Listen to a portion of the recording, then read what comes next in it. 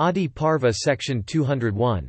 Vaisampayana said, King Drupada, after his alliance with the Pandavas, had all his fears dispelled. Indeed, the monarch no longer stood in fear even of the gods.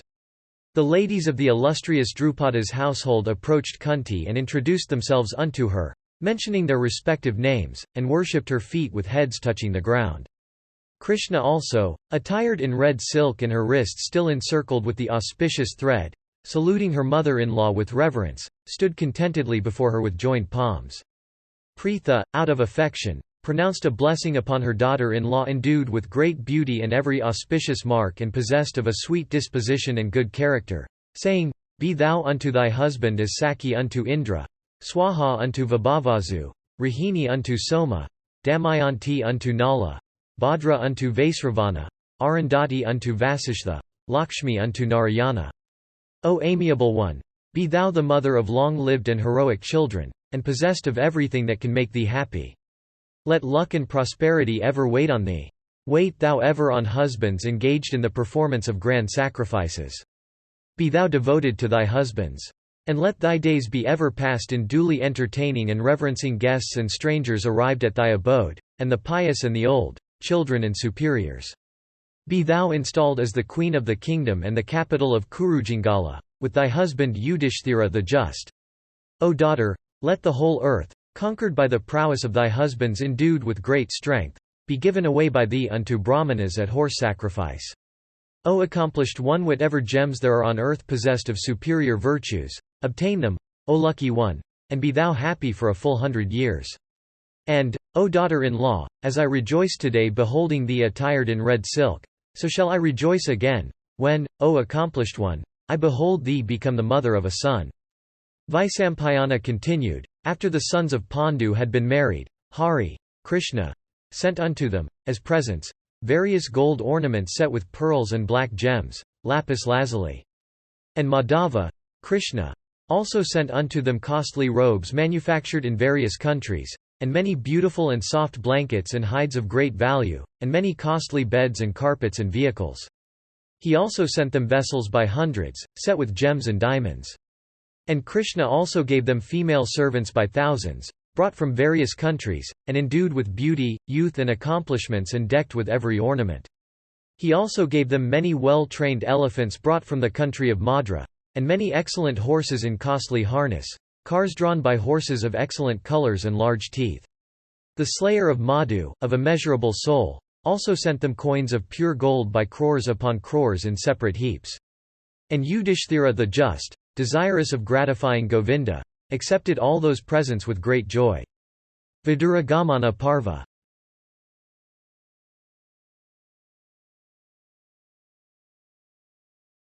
Adiparva section 202. Vaisampayana said, The news was carried unto all the monarchs, who had come to the self-choice of Draupadi, by their trusted spies that the handsome Draupadi had been united in marriage with the sons of Pandu. And they were also informed that the illustrious hero who had bent the bow and shot the mark was none else than Arjuna, that foremost of victorious warriors and first of all wielders of the bow and arrows. And it became known that the mighty warrior who had dashed Salya, the king of Madra, on the ground, and who in wrath had terrified the assembled monarchs by means of the tree, he had uprooted, and who had taken his stand before all foes in perfect fearlessness, was none else than Bhima, that feller of hostile ranks, whose touch alone was sufficient to take the lives out of all foes. The monarchs, upon being informed that the Pandavas had assumed the guise of peaceful Brahmanas, wondered much. They even heard that Kunti with all her sons had been burnt to death in the conflagration of the house of Lak. They, therefore, now regarded the Pandavas in the light of persons who had come back from the region of the dead. And recollecting the cruel scheme contrived by Purachana, they began to say, Oh, fie on Bhishma, fie on Dhritarashtra of the Kuru race. After the self-choice was over, all the monarchs, who had come thither, hearing that Draupadi had been united with the Pandavas, set out for their own dominions. And Duryodhana, hearing that Draupadi had selected the owner of white steeds, Arjuna, as her lord, became greatly depressed. Accompanied by his brothers, Aswathaman, his uncle, Sakuni, Kama and Kripa the prince set out with a heavy heart for his capital. Then Dusasana, blushing with shame, addressed his brother softly and said, If Arjuna had not disguised himself as a Brahmana, he could never have succeeded in obtaining Draupadi. It was for this disguise, O king, that no one could recognize him as Dhananjaya. Fate, I ween, is ever supreme. Exertion is fruitless. Fie on our exertions, O brother! The Pandavas are still alive. Speaking unto one another thus and blaming Purachana for his carelessness, they then entered the city of Hastinapura, with cheerless and sorrowful hearts. Beholding the mighty sons of Pritha, escaped from the burning house of Lak and allied with Drupada, and thinking of Drishtadhyumna and Sekandan and the other sons of Drupada all accomplished in fight, they were struck with fear and overcome with despair. Then Vidura, having learnt that Draupadi had been won by the Pandavas and that the sons of Dhritarashtra had come back to Hastinapura, in shame, their pride humiliated, became filled with joy. And, O king, approaching Dhritarashtra, Kshatri said, "The Kurus are prospering by good luck." Hearing those words of Vidura, the son of Vichitravirya, wondering, said in great glee, "What good luck, O Vidura? What good luck?" From ignorance, the blind monarch understood that his eldest son Duryodhana had been chosen by Drupada's daughter as her lord. And the king immediately ordered various ornaments to be made for Draupadi. And he commanded that both Draupadi and his son Duryodhana should be brought with pomp to Hastinapura.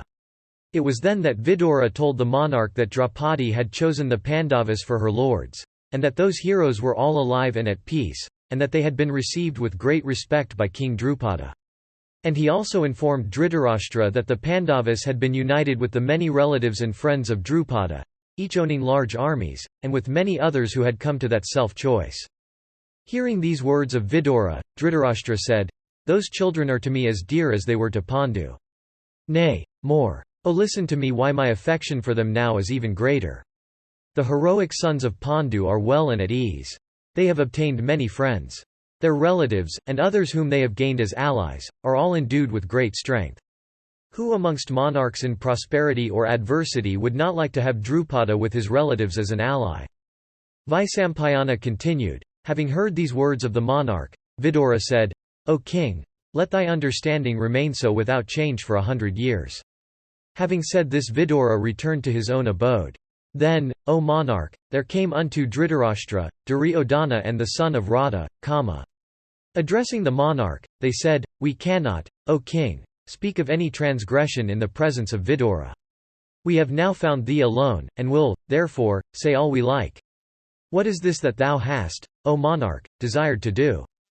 Dost thou regard the prosperity of thy foes as if it were thy own, that thou hast been applauding the Pandavas, O foremost of men, in the presence of Vidura? O sinless one, thou actest not, O king, in the way thou shouldst. O father, we should now act every day in such a way as to weaken the strength of the Pandavas. The time hath come, O father, for us to take counsel together, so that the Pandavas may not swallow us all with our children and friends and relatives."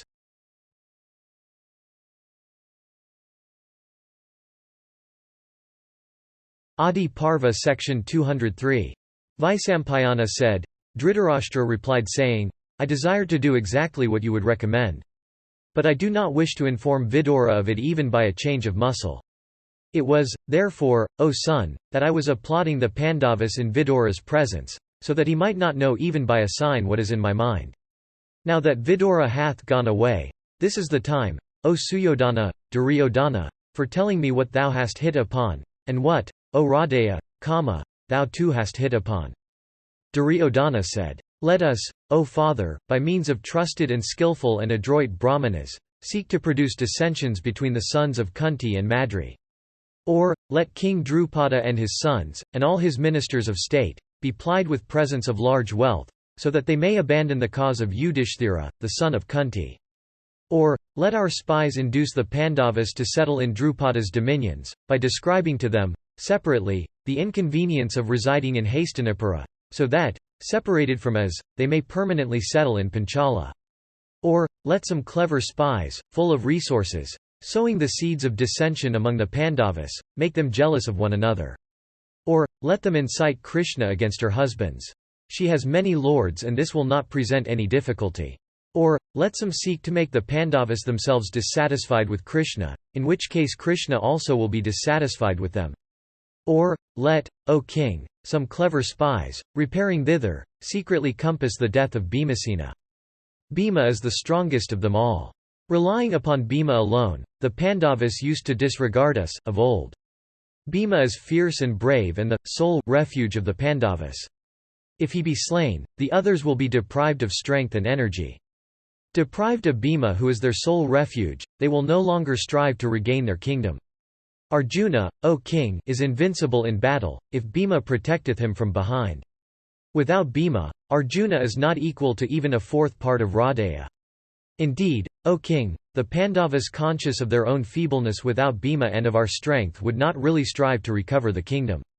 Or, if, O monarch, coming hither, they prove docile and obedient to us, we would then seek to repress them according to the dictates of political science, as explained by Kanika. Or, we may tempt them by means of handsome girls, upon which the princess of Panchala will get annoyed with them. Or, O Raudaya, let messengers be dispatched to bring them hither, so that, when arrived, we may through trusted agents, by some of the above methods, cause them to be slain. Strive, O father, to employ any of these various methods that may appear to thee faultless. Time passeth. Before their confidence in King Drupada, that bull amongst kings, is established, we may succeed, O monarch, to encounter them. But after their confidence hath been established in Drupada, we are sure to fail. These, O father, are my views for the discomfiture of the Pandavas. Judge whether they be good or bad. What, O Kama, dost thou think?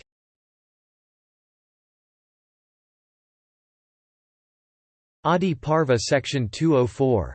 Vaisampayana said, thus addressed by Duryodhana, Kama said, it doth not seem to me, O Duryodhana, that thy reasoning is well founded. O perpetuator of the Kuru race, no method will succeed against the Pandavas. O brave prince, thou hast before, by various subtle means, striven to carry out thy wishes. But ever hast thou failed to slay thy foes. They were then living near thee, O king. They were then unfledged and of tender years, but thou couldst not injure them then. They are now living at a distance, grown up, full-fledged. The sons of Kunti, O thou of firm resolution, cannot now be injured by any subtle contrivances of thine. This is my opinion. As they are aided by the very fates, and as they are desirous of regaining their ancestral kingdom, we can never succeed in injuring them by any means in our power. It is impossible to create disunion amongst them.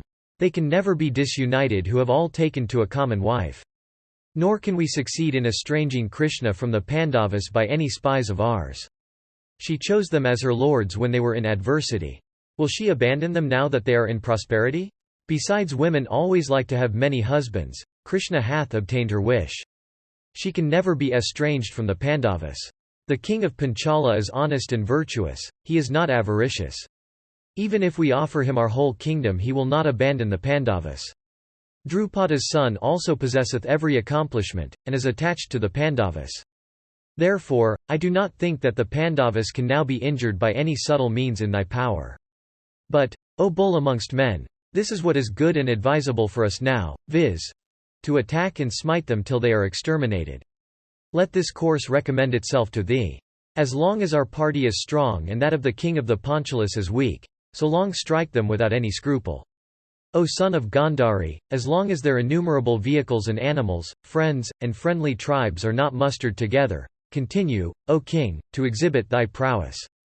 As long as the king of the Panchalas together with his sons gifted with great prowess, setteth not his heart upon fighting with us, so long, O king, exhibit thy prowess. And, O king, exert thy prowess before he of the Vrishni race, Krishna, cometh with the Yadava host into the city of Drupada, carrying everything before him, to restore the Pandavas to their paternal kingdom. Wealth, every article of enjoyment, kingdom, there is nothing that Krishna may not sacrifice for the sake of the Pandavas. The illustrious Bharata had acquired the whole earth by his prowess alone. Indra hath acquired sovereignty of the three worlds by prowess alone. O king, prowess is always applauded by the Kshatriyas.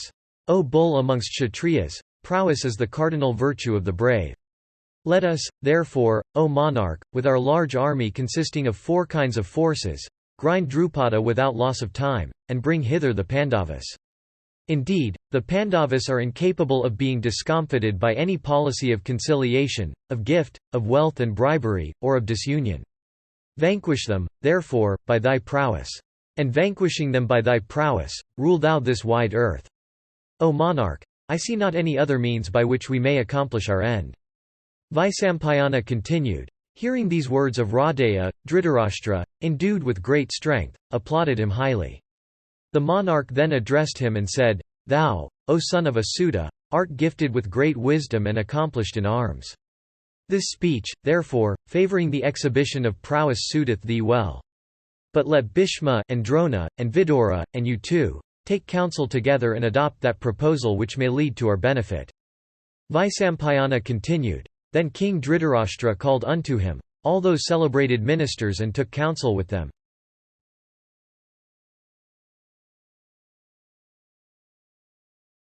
Adiparva Section 205.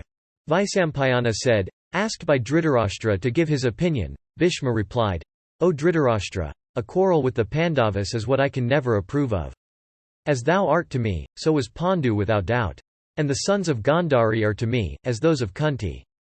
I should protect them as well as I should thy sons, O Dhritarashtra. And, O king, the Pandavas are as much near to me as they are to Prince Duryodhana or to all the other Kurus. Under these circumstances a quarrel with them is what I never like. Concluding a treaty with those heroes, let half the land be given unto them. This is without doubt, the paternal kingdom of those foremost ones of the Kuru race. And, O Duryodhana, like thee who lookest upon this kingdom as thy paternal property, the Pandavas also look upon it as their paternal possession. If the renowned sons of Pandu obtain not the kingdom, how can it be thine, or that of any other descendant of the Bharata race? If thou regardest thyself as one that hath lawfully come into the possession of the kingdom, I think they also may be regarded to have lawfully come into the possession of this kingdom before thee. Give them half the kingdom quietly. This, O tiger among men, is beneficial to all. If thou actest otherwise, evil will befall us all. Thou too shall be covered with dishonour. O Duryodhana, strive to maintain thy good name. A good name is, indeed, the source of one's strength. It hath been said that one liveth in vain whose reputation hath gone. A man, O Kaurava, doth not die so long as his fame lasteth. One liveth as long as one's fame endureth, and dieth when one's fame is gone. Follow thou, O son of Gandhari, the practice that is worthy of the Kuru race. O thou of mighty arms, imitate thy own ancestors. We are fortunate that the Pandavas have not perished. We are fortunate that Kunti liveth. We are fortunate that the wretch Purachana without being able to accomplish his purpose hath himself perished. From that time when I heard that the sons of Kuntabhoya's daughter had been burnt to death, I was, O son of Gandhari, ill able to meet any living creature. O tiger among men, hearing of the fate that overtook Kunti, the world doth not regard Purachana so guilty as it regardeth thee. O king, the escape, therefore, of the sons of Pandu with life from that conflagration and their reappearance, do away with thy evil repute. Know, O thou of Kuru's race, that as long as those heroes live, the wielder of the thunder himself cannot deprive them of their ancestral share in the kingdom. The Pandavas are virtuous and united. They are being wrongly kept out of their equal share in the kingdom. If thou shouldst act rightly, if thou shouldst do what is agreeable to me, if thou shouldst seek the welfare of all, then give half the kingdom unto them.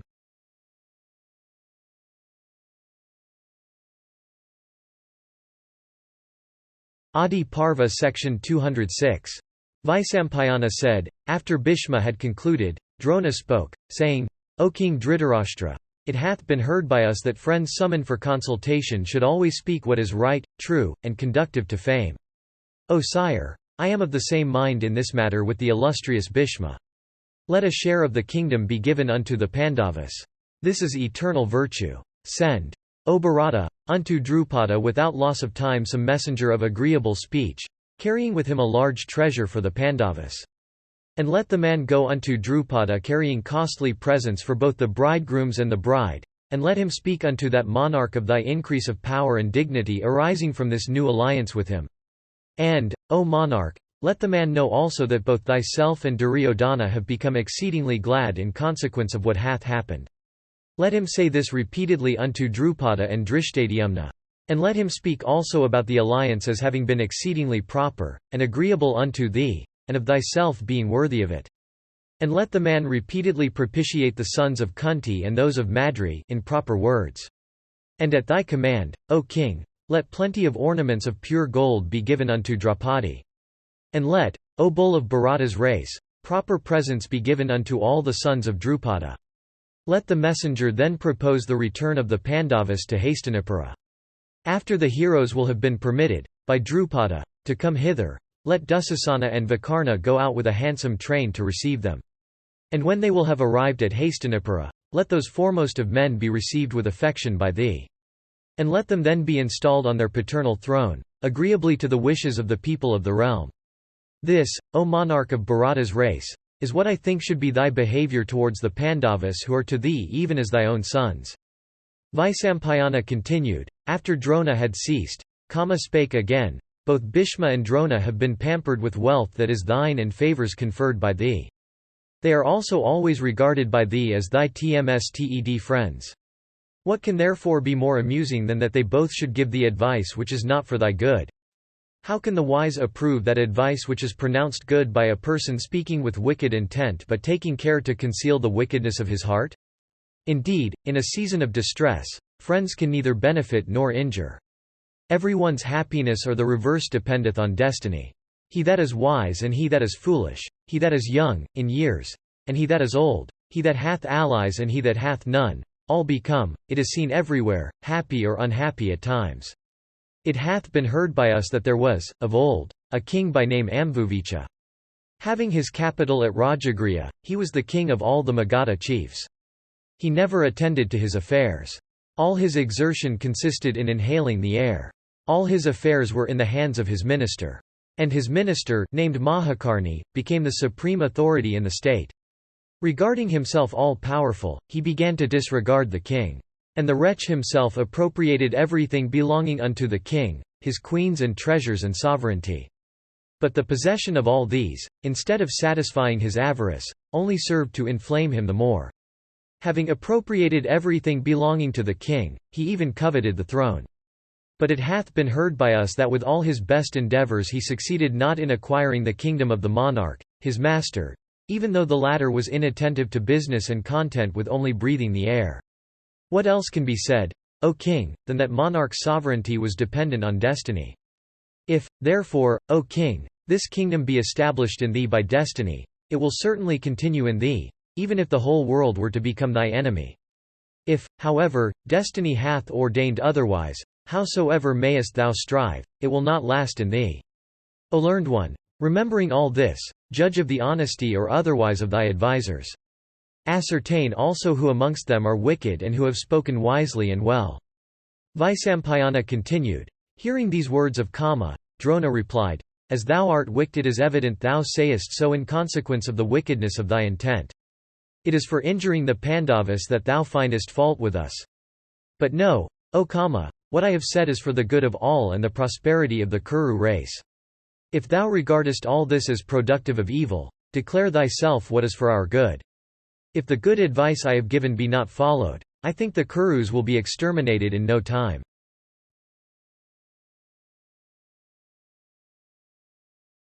Adiparva section 207. Vaisampayana said, after Drona had ceased, Vidura spoke, saying, O monarch, thy friends without doubt, are saying unto thee what is for thy good. But as thou art unwilling to listen to what they say, their words scarcely find a place in thy ears. What that foremost one of Kum's race, viz. Bhishma, the son of Santanu, hath said, is excellent and is for thy good. But thou dost not listen to it. The preceptor Drona also hath said much that is for thy good which however Kama, the son of Radha, doth not regard to be such. But, O king, reflecting hard I do not find anyone who is better a friend to thee than either of these two lions among men, viz. Bhishma and Drona, or anyone who excels either of them in wisdom. These two, old in years, in wisdom and in learning, always regard thee, O king, and the sons of Pandu with equal eyes. Without doubt, O king of Bharata's race, they are both, in virtue and truthfulness, not inferior to Rama, the son of Dasaratha, and Gaya. Never before did they give thee any evil advice.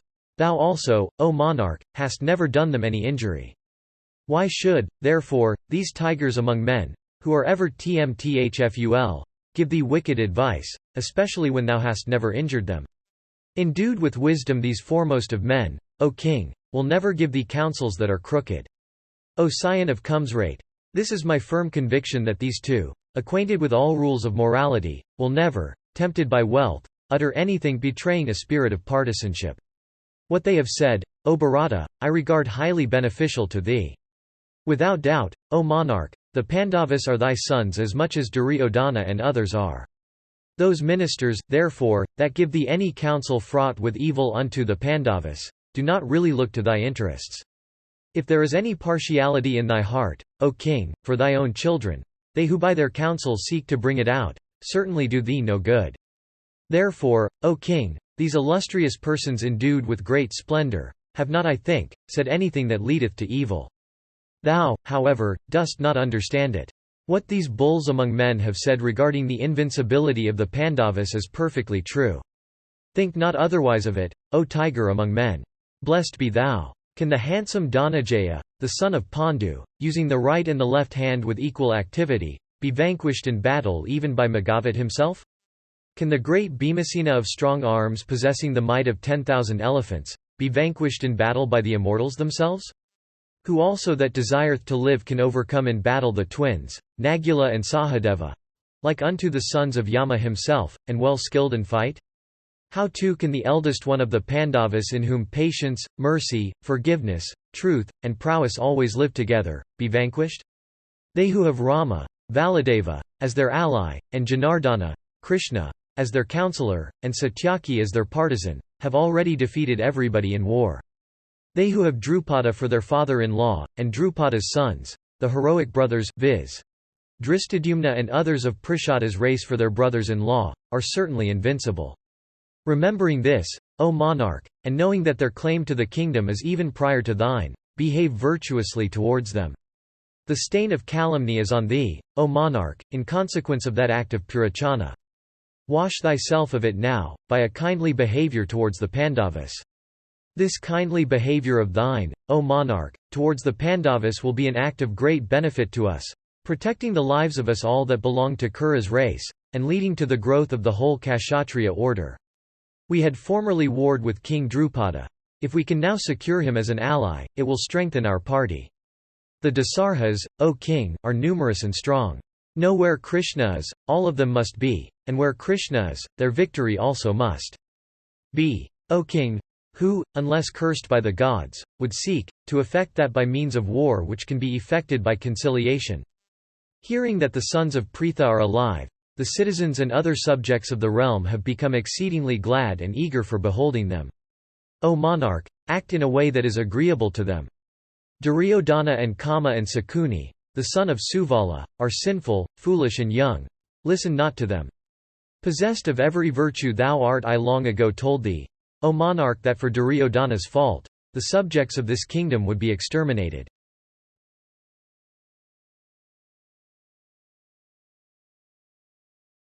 Adiparva section 208. Vaisampayana said, hearing these various speeches, Dhritarashtra said, the learned Bhishma, the son of Santanu, and the illustrious Rishi Drona, and thyself also, O Vidura, have said the truth and what also is most beneficial to me. Indeed, as those mighty car warriors, the heroic sons of Kunti, are the children of Pandu, so are they, without doubt, my children according to the ordinance. And as my sons are entitled to this kingdom, so are the sons of Pandu certainly entitled to it. Therefore, hasten to bring hither the Pandavas along with their mother, treating them with affectionate consideration. O thou of Bharata's race, bring also Krishna of celestial beauty along with them. From sheer good fortune the sons of Pritha are alive. And from good fortune alone those mighty car warriors have obtained the daughter of Drupada. It is from good fortune alone that our strength hath increased, and it is from good fortune alone that Purachana hath perished. O thou of great splendor, it is from good fortune that my great grief hath been killed. Vaisampayana continued. Then Vidura, at the command of Dhritarashtra, repaired, O Bharata, unto Yajnasena and the Pandavas. And he repaired thither carrying with him numerous jewels and various kinds of wealth for Draupadi and the Pandavas and Yajnasena also. Arrived at Drupada's abode, Vidura, conversant with every rule of morality and deep in every science, properly accosted the monarch and waited upon him. Drupada received Vidura in proper form and they both inquired after each other's welfare. Vidura then saw there the Pandavas and Vasudeva. As soon as he saw them he embraced them from affection and inquired after their well-being. The Pandavas also along with Vasudeva, in due order, worshipped Vidura of immeasurable intelligence. But Vidura, O king, in the name of Dhritarashtra repeatedly inquired with great affection after their welfare. He then gave, O monarch, unto the Pandavas and Kunti and Draupadi, and unto Drupada and Drupada's sons, the gems and various kinds of wealth that the Kauravas had sent through him. Possessed of immeasurable intelligence, the modest Vidura then, in the presence of the Pandavas and Kashava, addressed the well-behaved Drupada thus. With thy ministers and sons, O monarch, listen to what I say. King Dhritarashtra, with ministers, sons, and friends, hath with a joyous heart, O king, repeatedly inquired after thy welfare. And, O monarch, he hath been highly pleased with this alliance with thee. So also, O king, Bhishma of great wisdom, the son of Santanu, with all the Kurus, inquired after thy welfare in every respect. Drona also of great wisdom the son of Bharadvaya and thy dear friend, embracing thee mentally, inquired of thy happiness. And, O king of Panchalas, Dhritarashtra and all the Kurus, in consequence of this alliance with thee regard themselves supremely blessed. O Yajnasena, the establishment of this alliance with thee hath made them happier than if they had acquired a new kingdom. Knowing all this, O monarch, permit the Pandavas to revisit their ancestral kingdom. The Kurus are exceedingly eager to behold the sons of Pandu. These bulls among men have been long absent, from their kingdom. They as well as Pritha must be very eager to behold their city. And all the Kuru ladies and the citizens and our subjects are eagerly waiting to behold Krishna the Panchala princess. This, therefore, is my opinion, O monarch, that thou shouldst, without delay, permit the Pandavas to go thither with their wife. And after the illustrious Pandavas, O king, will have received thy permission to go thither, I shall send information unto Dhritarashtra by quick messengers. Then, O king, will the Pandavas set out with Kunti and Krishna. Adiparva section 209. Vaisampayana said, hearing these words of Vidura, Drupada said, It is even so as thou, O Vidura of great wisdom, hast said. Venerable one, I too have been exceedingly happy in consequence of this alliance. It is highly proper that these illustrious princes should return to their ancestral kingdom. But it is not proper for me to say this myself. If the brave son of Kunti viz. Yudhishthira, if Bhima and Arjuna, if these bulls among men, viz. the twins, themselves desire to go, and if Rama, Valadeva, and Krishna, both acquainted with every rule of morality, be of the same mind, then let the Pandavas go thither. For these tigers among men, Rama and Krishna, are ever engaged in doing what is agreeable and beneficial to the sons of Pandu. Hearing this, Yudhishthira said, We are now, O monarch, with all our younger brothers, dependent on thee. We shall cheerfully do what thou art pleased to command. Vaisampayana continued. Then Vasudeva said, I am of opinion that the Pandavas should go. But we should all abide by the opinion of King Drupada, who is conversant with every rule of morality. Drupada then spoke, I certainly agree with what this foremost of men thinketh, having regard to the circumstances. For the illustrious sons of Pandu now are to me as they are, without doubt, to Vasudeva. Kunti's son Yudhishthira himself doth not seek the welfare of the Pandavas so earnestly as, Kasava, that tiger among men.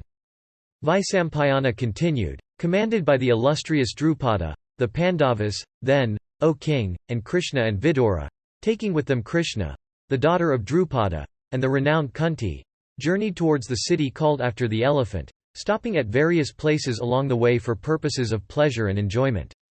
King Dhritarashtra, hearing that those heroes had neared the capital, sent out the Kauravas to receive them. They who were thus sent out were, O Bharata, Vikama of the great bow, and Chitrasena, and Drona that foremost of warriors, and Kripa of Gautama's line. Surrounded by these, those mighty heroes, their splendor enhanced by that throng, slowly entered the city of Hastinapura. The whole city became radiant, as it were, with the gay throng of sight-seers animated by curiosity. Those tigers among men gladdened the hearts of all who beheld them. And the Pandavas, dear unto the hearts of the people, heard, as they proceeded, various exclamations with the citizens, ever desirous of obeying the wishes of those princes, loudly uttered. Some exclaimed, Here returns that tiger among men, conversant with all the rules of morality and who always protects us as if we were his nearest relatives." And elsewhere they said, "It seems that King Pandu, the beloved of his people, returneth today from the forest, doubtless to do what is agreeable to us." And there were some that said, "What good is not done to us today when the heroic sons of Kunti come back to our town? If we have ever given away in charity, if we have ever poured libations of clarified butter on the fire, if we have any ascetic merit, let the Pandavas, by virtue of all those acts, stay in our town for 100 years." At last the Pandavas, on arriving at the place, worshipped the feet of Dhritarashtra, as also those of the illustrious Bhishma. They also worshipped the feet of everybody else that deserved that honor. And they inquired after the welfare of every citizen, there present. At last, at the command of Dhritarashtra, they entered the chambers that had been assigned to them. After they had rested there for some time, they were summoned to the court by King Dhritarashtra and Bhishma, the son of Santanu. When they came, King Dhritarashtra, addressing Yudhishthira, said, "Listen, O son of Kunti, with thy brothers, to what I say. Repair ye to Khandavaprastha so that no difference may arise again, between you and your cousins. If you take up your quarters there, no one will be able to do you any injury. Protected by Partha, Arjuna, like the celestials by the thunderbolt, reside ye at Khandavaprastha, taking half of the kingdom." Vaisampayana continued, agreeing to what Dhritarashtra said, "Those bulls among men worshipping the king set out from Hastinapura. And content with half the kingdom, they removed to Khandavaprastha, which was an unreclaimed desert. Then those heroes of unfading splendor, viz. the Pandavas, with Krishna at their head, arriving there, beautified the place and made it a second heaven. And those mighty Kar warriors, selecting with Dwaipayana's assistance a sacred and auspicious region, performed certain propitiatory ceremonies and measured out a piece of land for their city. Then, surrounded by a trench wide as the sea and by walls reaching high up to the heavens and white as the fleecy clouds or the rays of the moon, that foremost of cities looked resplendent like Bhogavati, the capital of the nether kingdom, decked with the Nagas. And it stood adorned with palatial mansions and numerous gates, each furnished with a couple of panels resembling the outstretched wings of Garuda. And it was protected with gateways looking like the clouds and high as the Mandara mountains. And well furnished with numerous weapons of attack, the missiles of the foes could not make slightest impression on them. And they were almost covered with darts and other missiles like double-tongued snakes. The turrets along the walls were filled with armed men in course of training. And the walls were lined with numerous warriors along their whole length. And there were thousands of sharp hooks and satanas, machines slaying a century of warriors, and numerous other machines on the battlements. There were also large iron wheels planted on them. And with all these was that foremost of cities adorned. The streets were all wide and laid out excellently, and there was no fear in them of accident. And decked with innumerable mansions, the city became like unto Amravati and came to be called Indraprastha, like unto Indra's city. In a delightful and auspicious part of the city rose the palace of the Pandavas, filled with every kind of wealth and like unto the mansion of the celestial treasurer, Kuvera, himself. And it looked like a mass of clouds charged with lightning. When the city was built, there came, O king, numerous Brahmanas well acquainted with all the Vedas and conversant with every language, wishing to dwell there. And there came also unto that town numerous merchants from every direction, in the hope of earning wealth. There also came numerous persons well skilled in all the arts, wishing to take up their abode there. And around the city were laid out many delightful gardens adorned with numerous trees bearing both fruits and flowers. There were amras, mango trees, and amaratakas, and kadambas and asokas, and champakas, and punagas and nagas and lakuchas and panasas, and salas and talas, palm trees, and tamalas and vaculas, and katakas with their fragrant loads, beautiful and blossoming, and grand amalakas with branches bent down with the weight of fruits, and lodras and blossoming ankylas, and jamvas, blackberry trees, and patalas and kunjakas and atimuktas, and karavaras and parijatas, and numerous other kinds of trees always adorned with flowers and fruits and alive with feathery creatures of various species. And those verdant groves always resounded with the notes of maddened peacocks and kokilas, blackbirds. And there were various pleasure houses, bright as mirrors, and numerous bowers of creepers, and charming and artificial hillocks, and many lakes full to the brim of crystal water, and delightful tanks fragrant with lotuses and lilies and adorned with swans and ducks and chakravakas, Brahmani ducks. And there were many delicious pools overgrown with fine aquatic plants. And there were also diverse ponds of great beauty and large dimension. And, O king, the joy of the Pandavas increased from day to day, in consequence of their residence in that large kingdom that was peopled with pious men.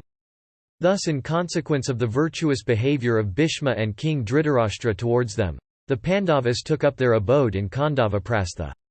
Adorned with those 5 mighty warriors, each equal unto Indra himself, that foremost of cities looked like Bhogavati, the capital of the nether kingdom, adorned with the Nagas.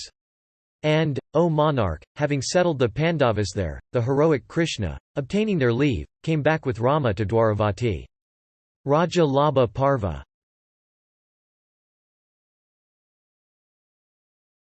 Adiparva Section 210. Janamejaya said, O thou possessed of ascetic wealth, what did those high-souled ones, my grandsires, the illustrious Pandavas, do, after obtaining the kingdom of Indraprastha? How did their wife Draupadi obey them all? How is it also that no dissensions arose amongst those illustrious rulers of men, all attached to one wife, viz. Krishna? O thou of the wealth of asceticism! I wish to hear everything in detail regarding the behavior towards one another of those rulers of men after their union with Krishna. Vaisampayana said, those scorchers of foes, the Pandavas, having obtained their kingdom, at the command of Dhritarashtra, passed their days in joy and happiness at Khandavaprastha with Krishna. And Yudhishthira, endued with great energy and ever adhering to truth, having obtained the sovereignty, virtuously ruled the land, assisted by his brothers. And the sons of Pandu, endued with great wisdom and devoted to truth and virtue, having vanquished all their foes, continued to live there in great happiness. And those bulls among men, seated on royal seats of great value, used to discharge all the duties of government. And one day, while all those illustrious heroes were so seated, there came unto them the celestial rishi Narada, in course of his wanderings. Beholding the rishi, Yudhishthira offered him his own handsome seat. And after the celestial rishi had been seated, the wise Yudhishthira duly offered him the arghya with his own hands. And the king also informed the rishi of the state of his kingdom. The rishi, accepting the worship, became well pleased, and eulogizing him with benedictions, commanded the king to take his seat. Commanded by the rishi, the king took his seat. Then the king sent word unto Krishna, in the inner apartments, of the arrival of the illustrious one. Hearing of the rishi's arrival, Draupadi, purifying herself properly, came with a respectful attitude to where Narada was with the Pandavas. The virtuous princess of Panchala, worshipping the celestial rishi's feet, stood with joined hands before him, properly veiled. The illustrious Narada, pronouncing various benedictions on her, commanded the princess to retire. After Krishna had retired, the illustrious rishi, addressing in private all the Pandavas with Yudhishthira at their head, said, the renowned princess of Panchala is the wedded wife of you all.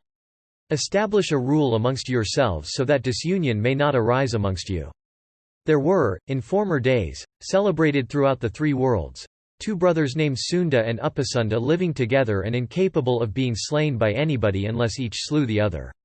They ruled the same kingdom, lived in the same house, slept on the same bed, sat on the same seat, and ate from the same dish. And yet they killed each for the sake of Tilottama.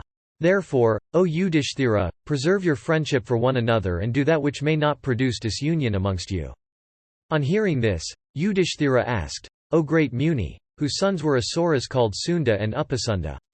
Whence arose that dissension amongst them, and why did they slay each other? Whose daughter also was this Tilottama for whose love the Madan brothers killed each other? Was she an Aspara, water nymph, or the daughter of any celestial? O thou whose wealth is asceticism, we desire, O Brahmana, to hear in detail everything as it happened. Indeed, our curiosity hath become great.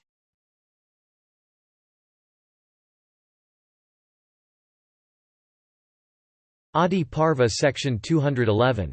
Vaisampayana said, hearing these words of Yudhishthira, Narada replied, O son of Pritha, listen with thy brothers to me as I recite this old story, O Yudhishthira, exactly as everything happened. In olden days, a mighty Daitya named Nikumba, endued with great energy and strength, was born in the race of the great Asura, Hiranyakasipu. Unto this Nikumba, were born 2 sons called Sunda and Upasunda. Both of them were mighty Asuras endued with great energy and terrible prowess. The brothers were both fierce and possessed of wicked hearts. And those Daityas were both of the same resolution, and ever engaged in achieving the same tasks and ends. They were ever sharers with each other in happiness as well as in woe. Each speaking and doing what was agreeable to the other. The brothers never were unless they were together, and never went anywhere unless together. Of exactly the same disposition and habits, they seemed to be one individual divided into two parts. Endued with great energy and ever of the same resolution in everything they undertook, the brothers gradually grew up. Always entertaining the same purpose, desirous of subjugating the three worlds, the brothers, after due initiation, went to the mountains of Vindhya. And severe were the ascetic penances they performed there. Exhausted with hunger and thirst, with matted locks on their heads and attired in barks of trees, they acquired sufficient ascetic merit at length.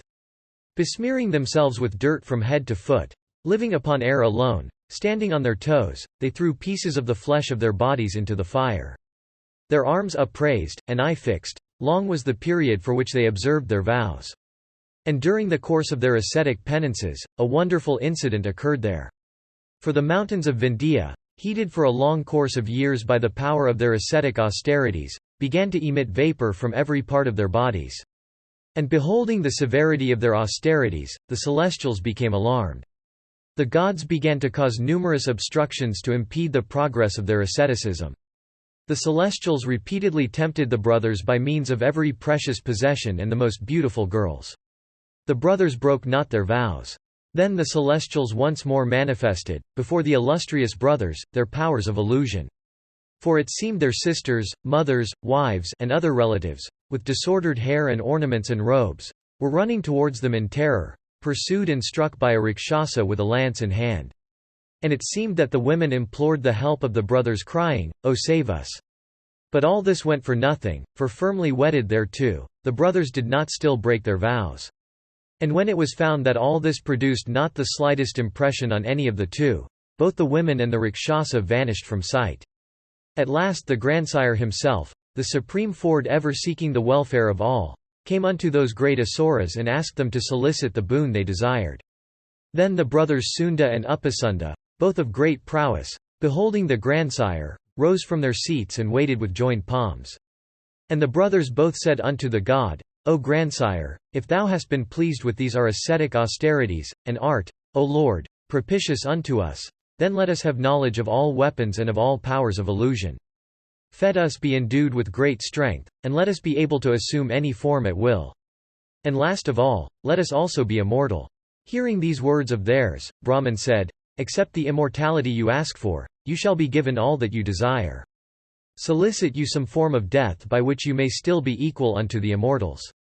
And since you have undergone these severe ascetic austerities from desire of sovereignty alone, I cannot confer on you the boon of immortality.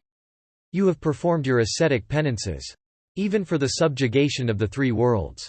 It is for this, O mighty Daityas, that I cannot grant you what you desire." Narada continued, hearing these words of Brahman, Sunda and Upasunda said, "O grandsire, let us have no fear then from any created thing, mobile or immobile, in the three worlds, except only from each other." The grandsire then said, "I grant you what you have asked for, even this your desire." And granting them this boon, the grandsire made them desist from their asceticism, and returned to his own region.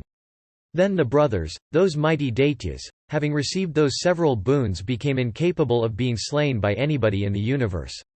They then returned to their own abode. All their friends and relatives, beholding those Daityas of great intelligence, crowned with success in the matter of the boons they had obtained, became exceedingly glad.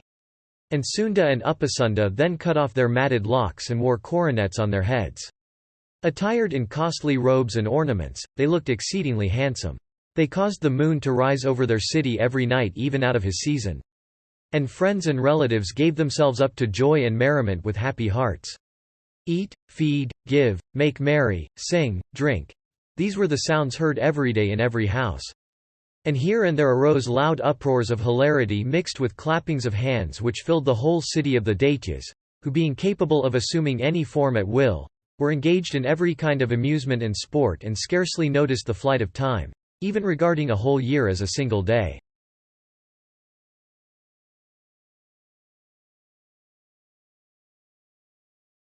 Adiparva section 212. Narada continued, as soon as those festivities came to an end, the brothers Sunda and Upasunda, desirous of the sovereignty of the three worlds, took counsel and commanded their forces to be arranged.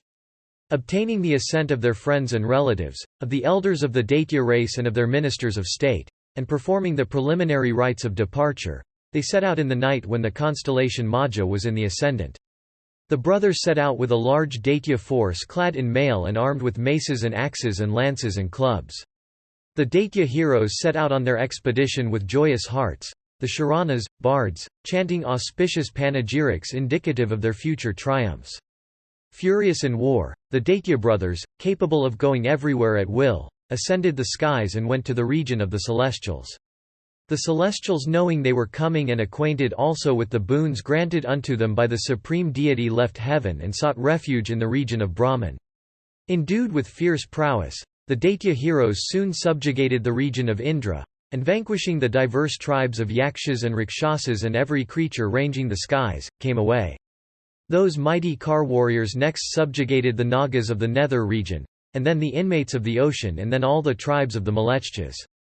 Desirous next of subjugating the whole earth, those heroes of irresistible sway, summoning their soldiers, issued these cruel commands: Brahmanas and royal sages, on earth, with their libations and other food offered at grand sacrifices, increase the energy and strength of the gods, as also their prosperity. Engaged in such acts, they are the enemies of the Asuras. All of us, therefore, mustering together, should completely slaughter them off the face of the earth.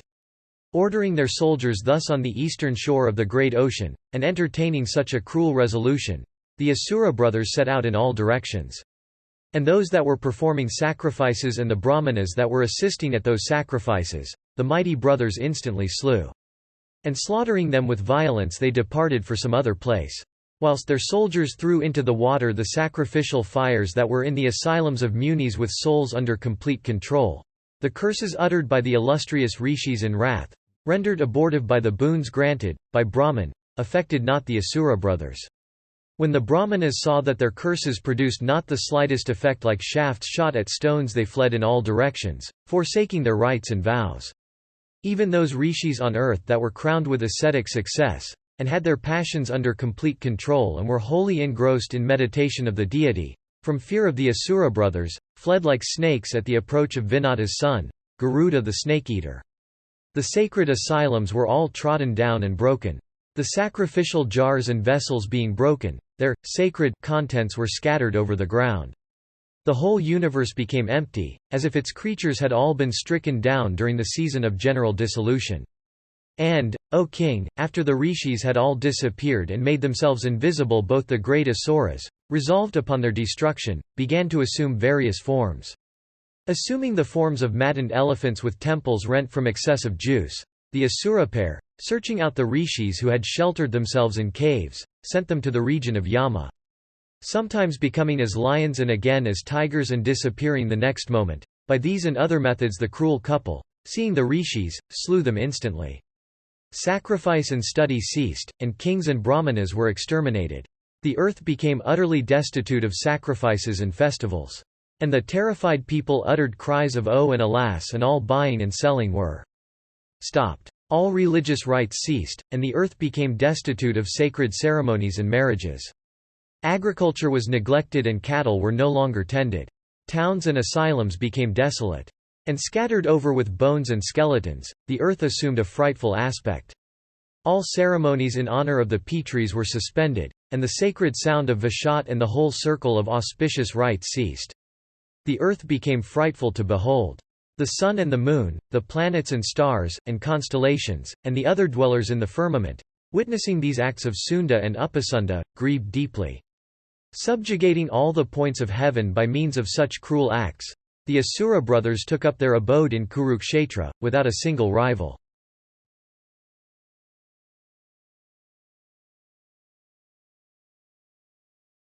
Adiparva section 213. Narada continued, Then the celestial rishis, the siddhas, and the high-souled rishis possessing the attributes of tranquility and self-restraint, beholding that act of universal slaughter, were afflicted with great grief. With passions and senses and souls under complete control, they then went to the abode of the grandsire, moved by compassion for the universe. Arrived there, they beheld the grandsire seated with gods, siddhas, and brahmarshis around him. There were present that god of gods, viz. Mahadeva and Agni, accompanied by Vayu, and Soma and Surya and Sakra, and rishis devoted to the contemplation of Brahma, and the Vaihanasas, the Valakilyas, the Vanaprasthas, the Marichipas, the Asyas, the Avamudas, and other ascetics of great energy. All those rishis were sitting with the grandsire, when the celestial and other rishis, approaching Brahman with sorrowful hearts, represented unto him all the acts of Sunda and Upasunda. And they told the grandsire in detail everything that the Asura brothers had done, and how they had done it, and in what order. Then all the celestials and the great rishis pressed the matter before the grandsire. The grandsire, hearing everything they said, reflected for a moment and settled in his mind what he should do. Resolving to compass the destruction of the Asura brothers, he summoned Viswakarman, the celestial architect. Seeing Viswakarman before him, the grandsire, possessed of supreme ascetic merit, commanded him, saying, "Create thou a damsel capable of captivating all hearts." Bowing down unto the grandsire and receiving his command with reverence, the great artificer of the universe created a celestial maiden with careful attention. Viswakrit first collected all handsome features upon the body of the damsel he created. Indeed, the celestial maiden that he created was almost a mass of gems. And created with great care by Viswakarman, the damsel, in beauty, became unrivaled among the women of the three worlds. There was not even a minute part of her body which by its wealth of beauty could not attract the gaze of beholders. And like unto the embodied Shri herself, that damsel of extraordinary beauty captivated the eyes and hearts of every creature. And because she had been created with portions of every gem taken in minute measures, the grandsire bestowed upon her the name of Tilottama. And as soon as he started it into life, the damsel bowed to Brahman and with joined palms said, "Lord of every created thing, what task am I to accomplish and what have I been created for?" The grandsire answered, "Go, O Tilottama, unto the Asuras, Sunda and Upasunda. O amiable one, tempt them with thy captivating beauty. And, O damsel, conduct thyself there in such a way that the Asura brothers may, in consequence of the wealth of thy beauty, quarrel with each other as soon as they cast their eyes upon thee." Narada continued, bowing unto the grandsire and saying, "So be it." The damsel walked round the celestial conclave. The illustrious Brahman was then sitting with face turned eastwards, and Mahadeva with face also towards the east, and all the celestials with faces northwards, and the rishis with faces towards all directions. While Tilottama walked round the conclave of the celestials, Indra and the illustrious Stanu, Mahadeva, were the only ones that succeeded in preserving their tranquility of mind. But exceedingly desirous as Mahadeva was, of beholding Tilottama, when the damsel, in her progress round the celestial conclave, was at his side, another face like a full-blown lotus appeared on the southern side of his body. And when she was behind him, another face appeared on the west. And when the damsel was on the northern side of the great god, a fourth face appeared on the northern side of his body. Mahadeva, who was eager to behold the damsel, came also to have 1,000 eyes, each large and slightly reddish, before, behind and on his flanks. And it was thus that Stanu the great god came to have 4 faces, and the slayer of Vala, 1,000 eyes. And as regards the mass of the celestials and the rishis, they turned their faces towards all directions as Tilottama walked round them. Except the divine grandsire himself, the glances of those illustrious personages, even of all of them, fell upon Tilottama's body. And when Tilottama set out, for the city of the Asuras, with the wealth of her beauty, all regarded the task as already accomplished. After Tilottama had gone away, the great god who was the first cause of the universe, dismissed all the celestials and the rishis. Adiparva section 214. Narada continued, "Meanwhile the Asura brothers having subjugated the earth were without a rival. The fatigue of exertion gone, they, having brought the 3 worlds under equal sway, regarded themselves as persons that had nothing more to do. Having brought all the treasures of the gods, the Gandharvas, the Yakshas, the Nagas, the Rakshasas, and the kings of the earth, the brothers began to pass their days in great happiness. When they saw they had no rivals, in the 3 worlds, they gave up all exertion and devoted their time to pleasure and merriment, like the celestials. They experienced great happiness by giving themselves up to every kind of enjoyment, such as women, and perfumes and floral wreaths and viands, and drinks and many other agreeable objects, all in profusion. In houses and woods and gardens, on hills and in forests, wherever they liked they passed their time in pleasure and amusement, like the immortals. And it so happened that one day they went for purposes of pleasure to a tableland of the Vindhya range, perfectly level and stony, and overgrown with blossoming trees. After every object of desire, all of the most agreeable kind, had been brought, the brothers sat on an excellent seat, with happy hearts and accompanied by handsome women. And those damsels, desirous of pleasing the brothers, commenced a dance in accompaniment to music, and sweetly chanted many a song in praise of the mighty pair. Meanwhile Tilottama, attired in a single piece of red silk that exposed all her charms, came along, plucking wild flowers on her way. She advanced slowly to where those mighty asuras were. The Asura brothers, intoxicated with the large portions they had imbibed, were smitten upon beholding that maiden of transcendent beauty. Leaving their seats they went quickly to where the damsel was. Both of them being under the influence of lust, each sought the maiden for himself. And Sunda seized that maid of fair brows by her right hand. Intoxicated with the boons they had obtained, with physical might, with the wealth and gems they had gathered from every quarter, and with the wine they had drunk, maddened with all these, and influenced by wishful desire, they addressed each other, each contracting his bow in anger. "She is my wife, and therefore your superior," said Sunda. "She is my wife, and therefore your sister-in-law," replied Upasunda. And they said unto each other, "She is mine, not yours." And soon they were under the influence of rage. Maddened by the beauty of the damsel, they soon forgot their love and affection for each other. Both of them, deprived of reason by passion, then took up their fierce maces. Each repeating, I was the first, in taking her hand, struck the other. And the fierce Asuras, struck by each other with the mace, fell down upon the ground, their bodies bathed in blood, like two suns dislodged from the firmament. And beholding this, the women that had come there, and the other Asuras there present, all fled away trembling in grief and fear, and took refuge in the nether regions. The grandsire himself of pure soul, then came there, accompanied by the celestials, and the great rishis. And the illustrious grandsire applauded Tilottama and expressed his wish of granting her a boon. The supreme deity, before Tilottama spoke, desirous of granting her a boon, cheerfully said, O beautiful damsel, thou shalt roam in the region of the Adityas. Thy splendor shall be so great that nobody will ever be able to look at thee for any length of time. The grandsire of all creatures, granting this boon unto her, establishing the three worlds in Indra as before, returned to his own region. Narada continued, It was thus that Asuras, ever united and inspired by the same purpose, slew each other in wrath for the sake of Tilottama. Therefore, from affection I tell you, ye foremost ones of Bharata's line, that if you desire to do anything agreeable to me, make some such arrangements that you may not quarrel with one another for the sake of Draupadi. Vaisampayana continued, The illustrious Pandavas, thus addressed by the great Rishi Narada, consulting with one another, established a rule amongst themselves in the presence of the celestial Rishi himself endued with immeasurable energy. And the rule they made was that when one of them would be sitting with Draupadi, any of the other four who would see that one thus must retire into the forest for 12 years, passing his days as a brahmacharan. After the virtuous Pandavas had established that rule amongst themselves, the great Muni Narada, gratified with them, went to the place he wished. Thus, O Janamejaya, did the Pandavas urged by Narada, established a rule amongst themselves in regard to their common wife. And it was for this, O Bharata, that no dispute ever arose between them. Arjuna Vanavasa Parva.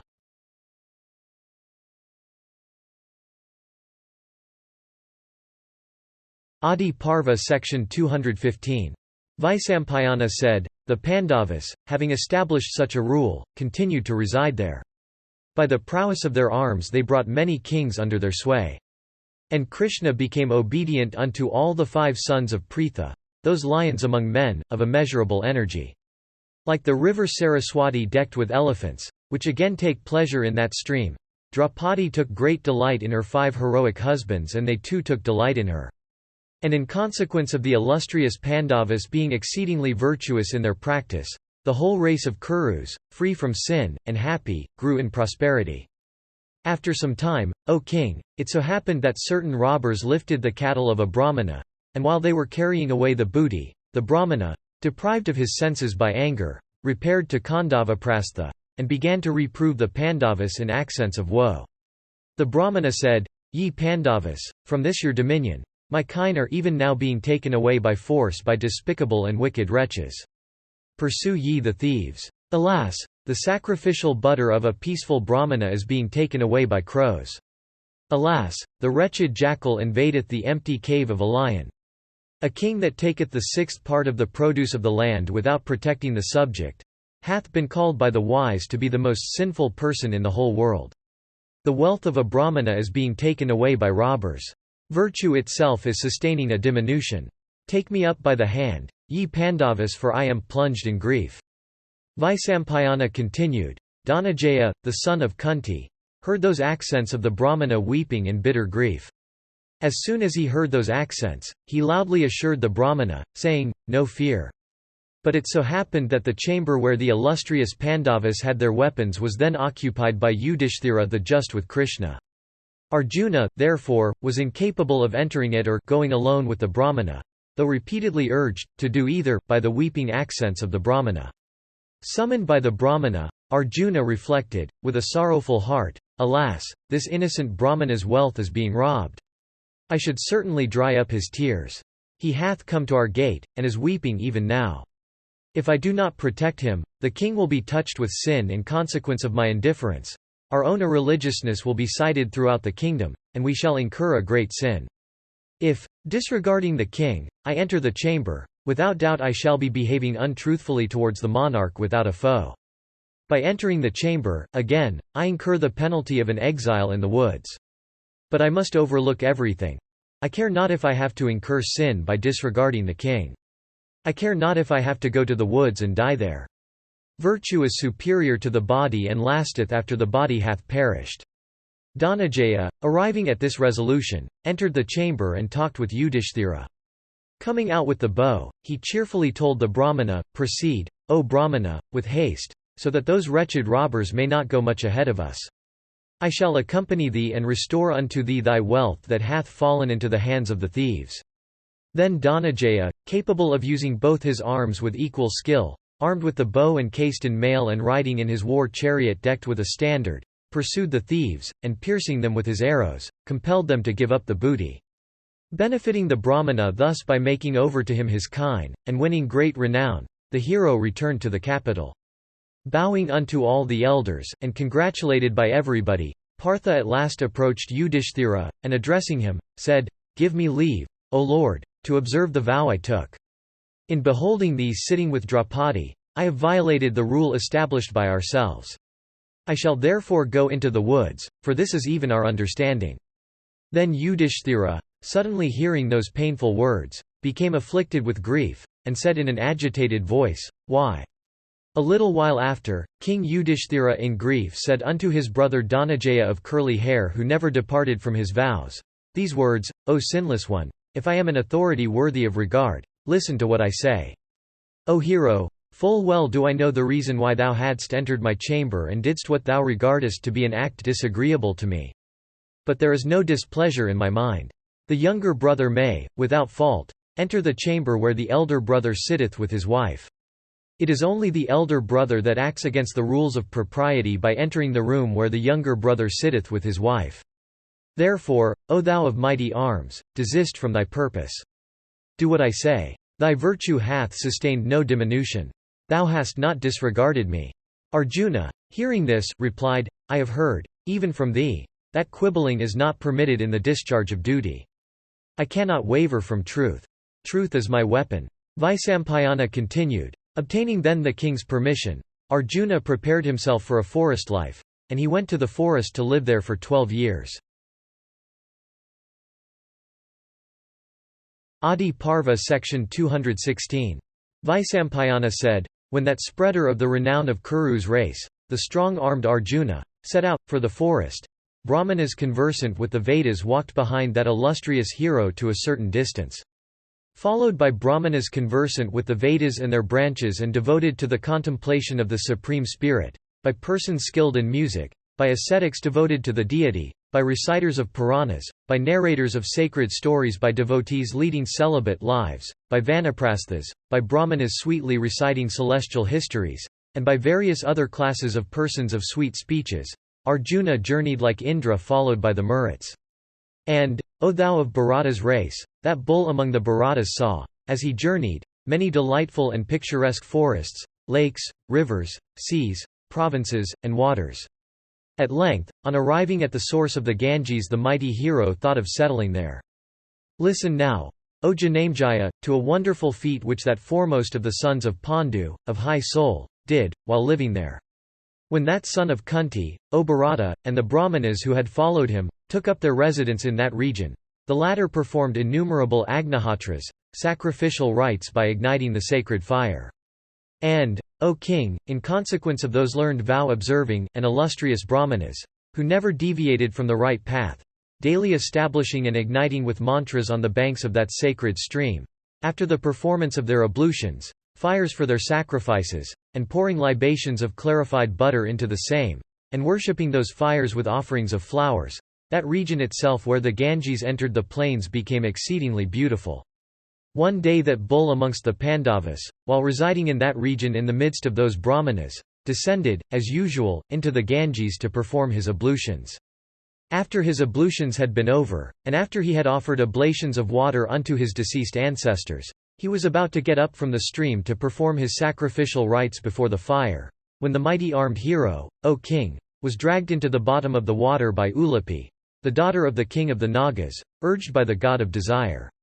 And it so happened that the son of Pandu was carried into the beautiful mansion of Kauravya, the king of the Nagas. Arjuna saw there a sacrificial fire ignited for himself. Beholding that fire, Dhananjaya, the son of Kunti, performed his sacrificial rites with devotion. And Agni was much gratified with Arjuna for the fearlessness with which that hero had poured libations into his manifest form. After he had thus performed his rites before the fire, the son of Kunti, beholding the daughter of the king of the Nagas, addressed her smilingly and said, O handsome girl, what an act of rashness hast thou done! O timid one! Whose is this beautiful region? Who art thou and whose daughter? Hearing these words of Arjuna, Ulupi answered, There is a Naga of the name of Kauravya, Bam in the line of Airavata. I am, O prince, the daughter of that Kauravya, and my name is Ulupi. O tiger among men! Beholding thee descend into the stream to perform thy ablutions, I was deprived of reason by the god of desire. O sinless one, I am still unmarried. Afflicted as I am by the god of desire on account of thee, O thou of Kuru's race, gratify me today by giving thyself up to me.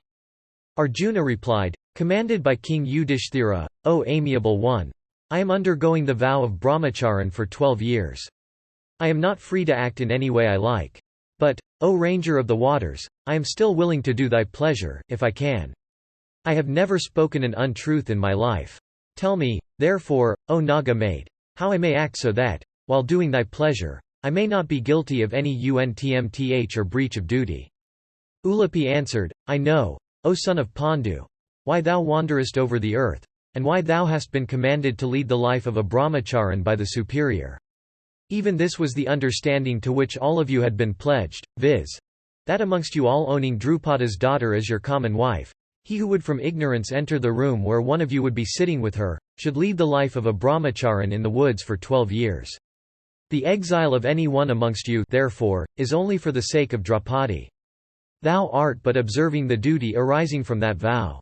Thy virtue cannot sustain any diminution, by acceding to my solicitation. Then again, O thou of large eyes, it is a duty to relieve the distressed. Thy virtue suffereth no diminution by relieving me. Oh, if, by this act, O Arjuna, thy virtue doth suffer a small diminution, thou wilt acquire great merit by saving my life. Know me for thy worshipper, O Partha. Therefore, yield thyself up to me. Even this, O Lord, is the opinion of the wise, viz. That one should accept a woman that wooeth. If thou do not act in this way, know that I will destroy myself. O thou of mighty arms, earn great merit by saving my life. I seek thy shelter, O best of men. Thou protectest always, O son of Kunti, the afflicted and the masterless. I seek thy protection, weeping in sorrow. I woo thee, being filled with desire. Therefore, do what is agreeable to me. It behoveth thee to gratify my wish by yielding thyself up to me." Vaisampayana said, thus addressed by the daughter of the king of the Nagas, "The son of Kunti did everything she desired, making virtue his motive." The mighty Arjuna, spending the night in the mansion of the Naga, rose with the sun in the morning. Accompanied by Ulupi, he came back from the palace of Kauravya to the region where the Ganges entereth the plains. The chaste Ulupi, taking her leave there, returned to her own abode. And, O Bharata, she granted unto Arjuna a boon making him invincible in water, saying, "Every amphibious creature shall, without doubt, be vanquishable by thee."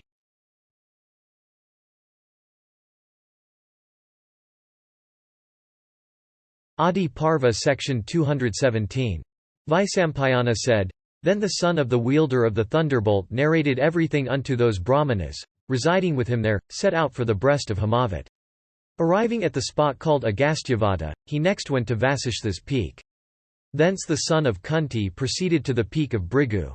Purifying himself with ablutions and other rites there, that foremost of the Kurus gave away unto Brahmanas many thousands of cows and many houses. Thence that best of men proceeded to the sacred asylum called Hiranyavindu. Performing his ablutions there, that foremost of the sons of Pandu saw many holy regions. Descending from those heights that chief of men, O Bharata, accompanied by the Brahmanas, journeyed towards the east, desiring to behold the regions that lay in that direction. That foremost one of Kura's race saw many regions of sacred waters one after another. And beholding in the forest of Naimisha the delightful river Utpalini, full of lotuses, and the Nanda and the Apara Nanda, the far-famed Kausiki, and the mighty rivers Gaya and Ganga, and all the regions of sacred water, he purified himself, O Bharata, with the usual rites, and gave away many cows unto Brahmanas. Whatever regions of sacred waters and whatever other holy palaces there were in Vanga and Kalinga, Arjuna visited all of them. Seeing them all and performing proper ceremonies, he gave away much wealth. Then, O Bharata, all those Brahmanas following the son of Pandu, bade him farewell at the gate of the kingdom of Kalinga and desisted from proceeding with him any further. The brave Dhananjaya, the son of Kunti, obtaining their leave, went towards the ocean, accompanied by only a few attendants. Crossing the country of the Kalingas, the mighty one proceeded, seeing on his way diverse countries and sacred spots and diverse delightful mansions and houses. Beholding the Mahendra mountain adorned with the ascetics, residing there, he went to Manipura, proceeding slowly along the seashore. Beholding all the sacred waters and other holy places in that province, the strong-armed son of Pandu at last went, O king, to the virtuous Chitravahana, the ruler of Manipura. The king of Manipura had a daughter of great beauty named Chitrangada. And it so happened that Arjuna beheld her in her father's palace roving at pleasure. Beholding the handsome daughter of Chitravahana, Arjuna desired to possess her. Going unto the king, her father, he represented unto him what he sought. He said, "Give away unto me thy daughter, O king. I am an illustrious Kshatriya's son." Hearing this, the king asked him, "Whose son art thou?" Arjuna replied, "I am Dhananjaya, the son of Pandu and Kunti." The king, hearing this, spoke unto him these words in sweet accents, "There was in our race a king of the name of Prabhanjana, who was childless. To obtain a child, he underwent severe ascetic penances.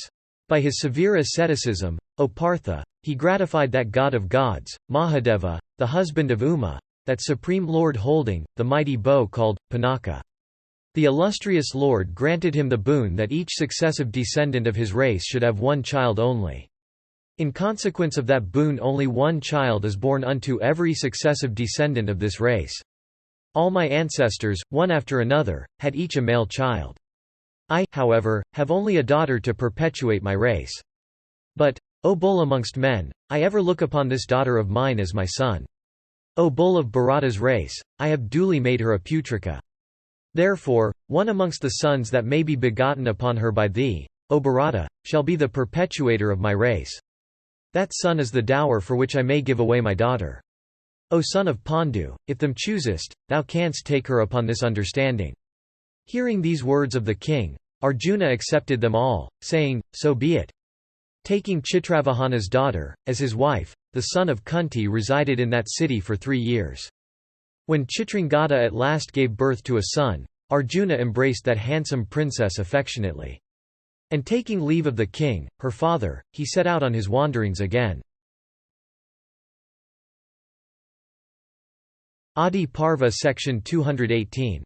Vaisampayana said, "Then that bull of Bharata's race went to the sacred waters on the banks of the southern ocean, all adorned with the ascetics residing there. And there lay scattered 5 such regions where also dwelt many ascetics. But those 5 waters themselves were shunned by all of them. Those sacred waters were called Agastya, and Sabhadra and Paloma of great holiness, and Karandama of great propitiousness yielding the fruits of a horse sacrifice unto those that bathed there, and Bharadvaya, that great washer of sins.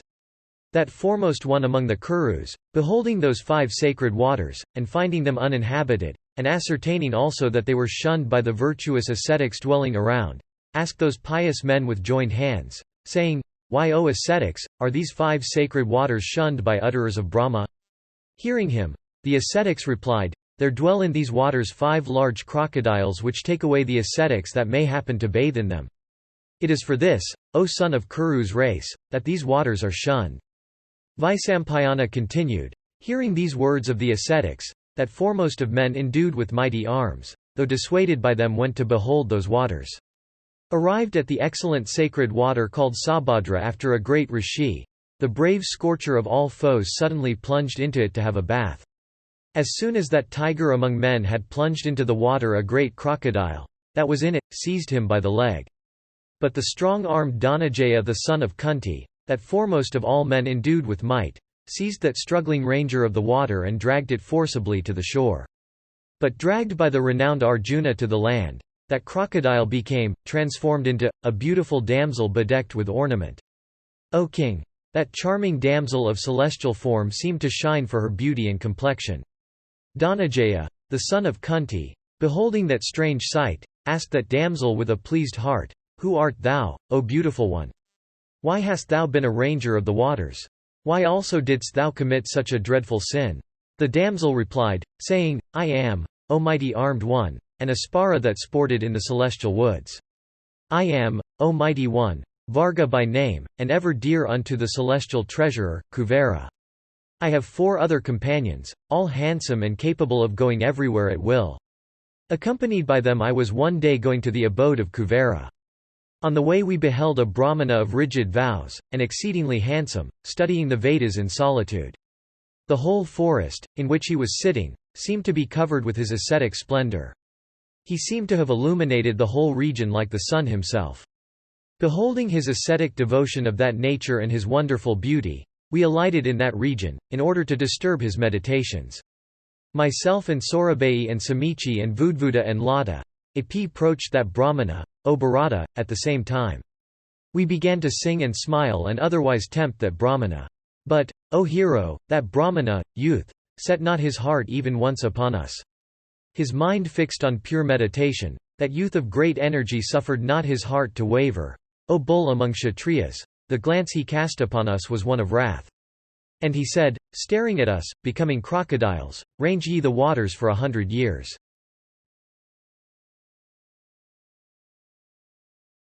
Adiparva section 219. Vaisampayana said, Varga continued, we were then, O foremost one of Bharata's race, deeply distressed at this curse. We sought to propitiate that Brahmana of ascetic wealth that departed not from his vow. Addressing him, we said, inflated with a sense of our beauty and youth, and urged by the god of desire, we have acted very improperly. It behoveth thee, O Brahmana, to pardon us. Truly, O Brahmana, it was death to us that we had at all come hither to tempt thee of rigid vows and ascetic wealth. The virtuous, however, have said that women should never be slain. Therefore grow thou in virtue. It behoveth thee not to slay us so. O thou that art conversant with virtue, it hath been said that a Brahmana is ever the friend of every creature. O thou of great prosperity, let this speech of the wise become true. The eminent always protect those that seek protection at their hands.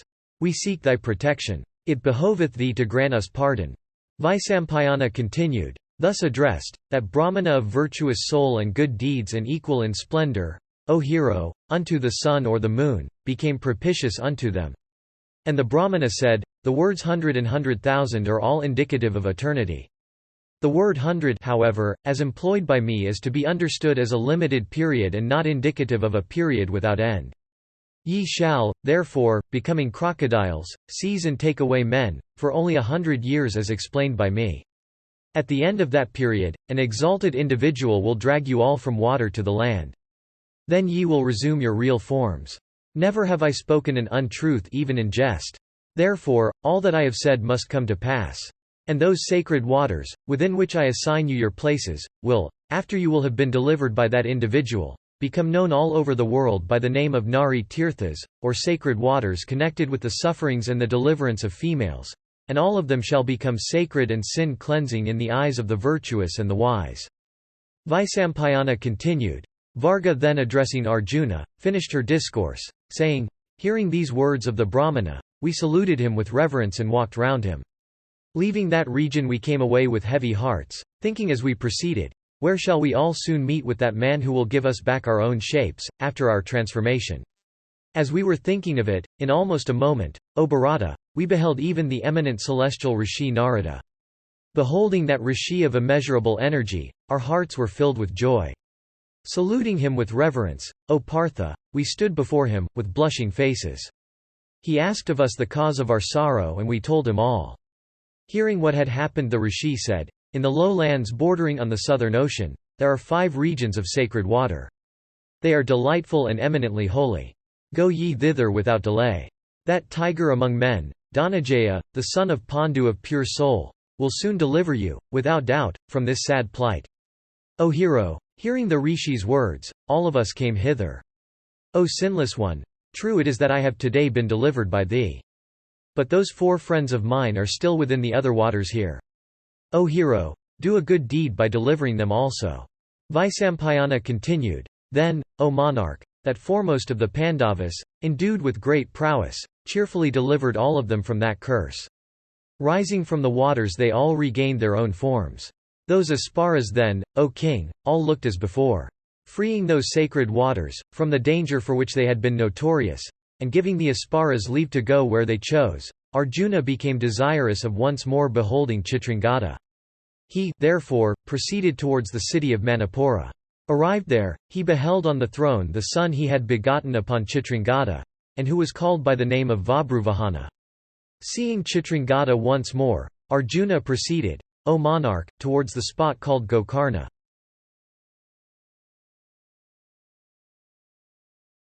Adiparva Section 220. Vaisampayana said, Then Arjuna of immeasurable prowess saw, one after another, all the sacred waters and other holy places that were on the shores of the western ocean. Vabatsu reached the sacred spot called Prabhasa. When the invisible Arjuna arrived at that sacred and delightful region, the slayer of Madhu, Krishna, heard of it. Madhava soon went there to see his friend, the son of Kunti. Krishna and Arjuna met together and embracing each other inquired after each other's welfare. Those dear friends, who were none else than the rishis Nara and Narayana of old, sat down. Vasudeva asked Arjuna about his travels, saying, Why, O Pandava, art thou wandering over the earth, beholding all the sacred waters and other holy places?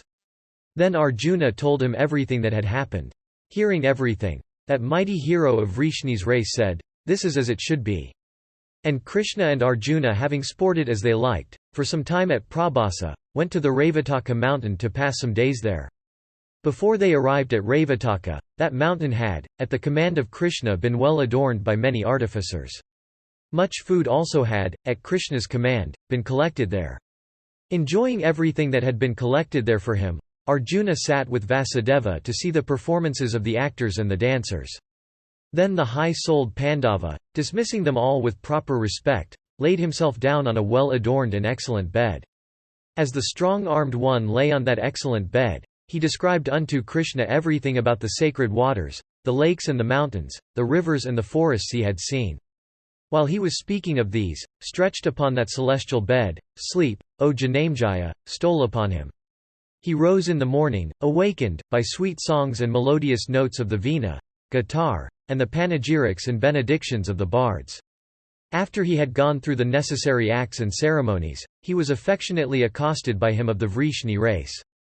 Riding upon a golden car, the hero then set out for Dwaraka, the capital of the Yadavas. and, O Janamejaya, for honouring the son of Kunti, the city of Dwaraka, was well adorned, even all the gardens and houses within it. The citizens of Dwaraka, desirous of beholding the son of Kunti, began to pour eagerly into the public thoroughfares by hundreds of thousands. In the public squares and thoroughfares, hundreds and thousands of women, mixing with the men, swelled the great crowd of the Bhojas, the Vrishnis, and the Indakas, that had collected there. Arjuna was welcomed with respect by all the sons of Bhojas, the Vrishnis, and the Indakas. And he, in his turn, worshipped those that deserved his worship, receiving their blessings. The hero was welcomed with affectionate reception by all the young men of the Yadava tribe. He repeatedly embraced all that were equal to him in age. Wending then to the delightful mansion of Krishna that was filled with gems and every article of enjoyment, he took up his abode there with Krishna for many days. Subhadra Harana Parva.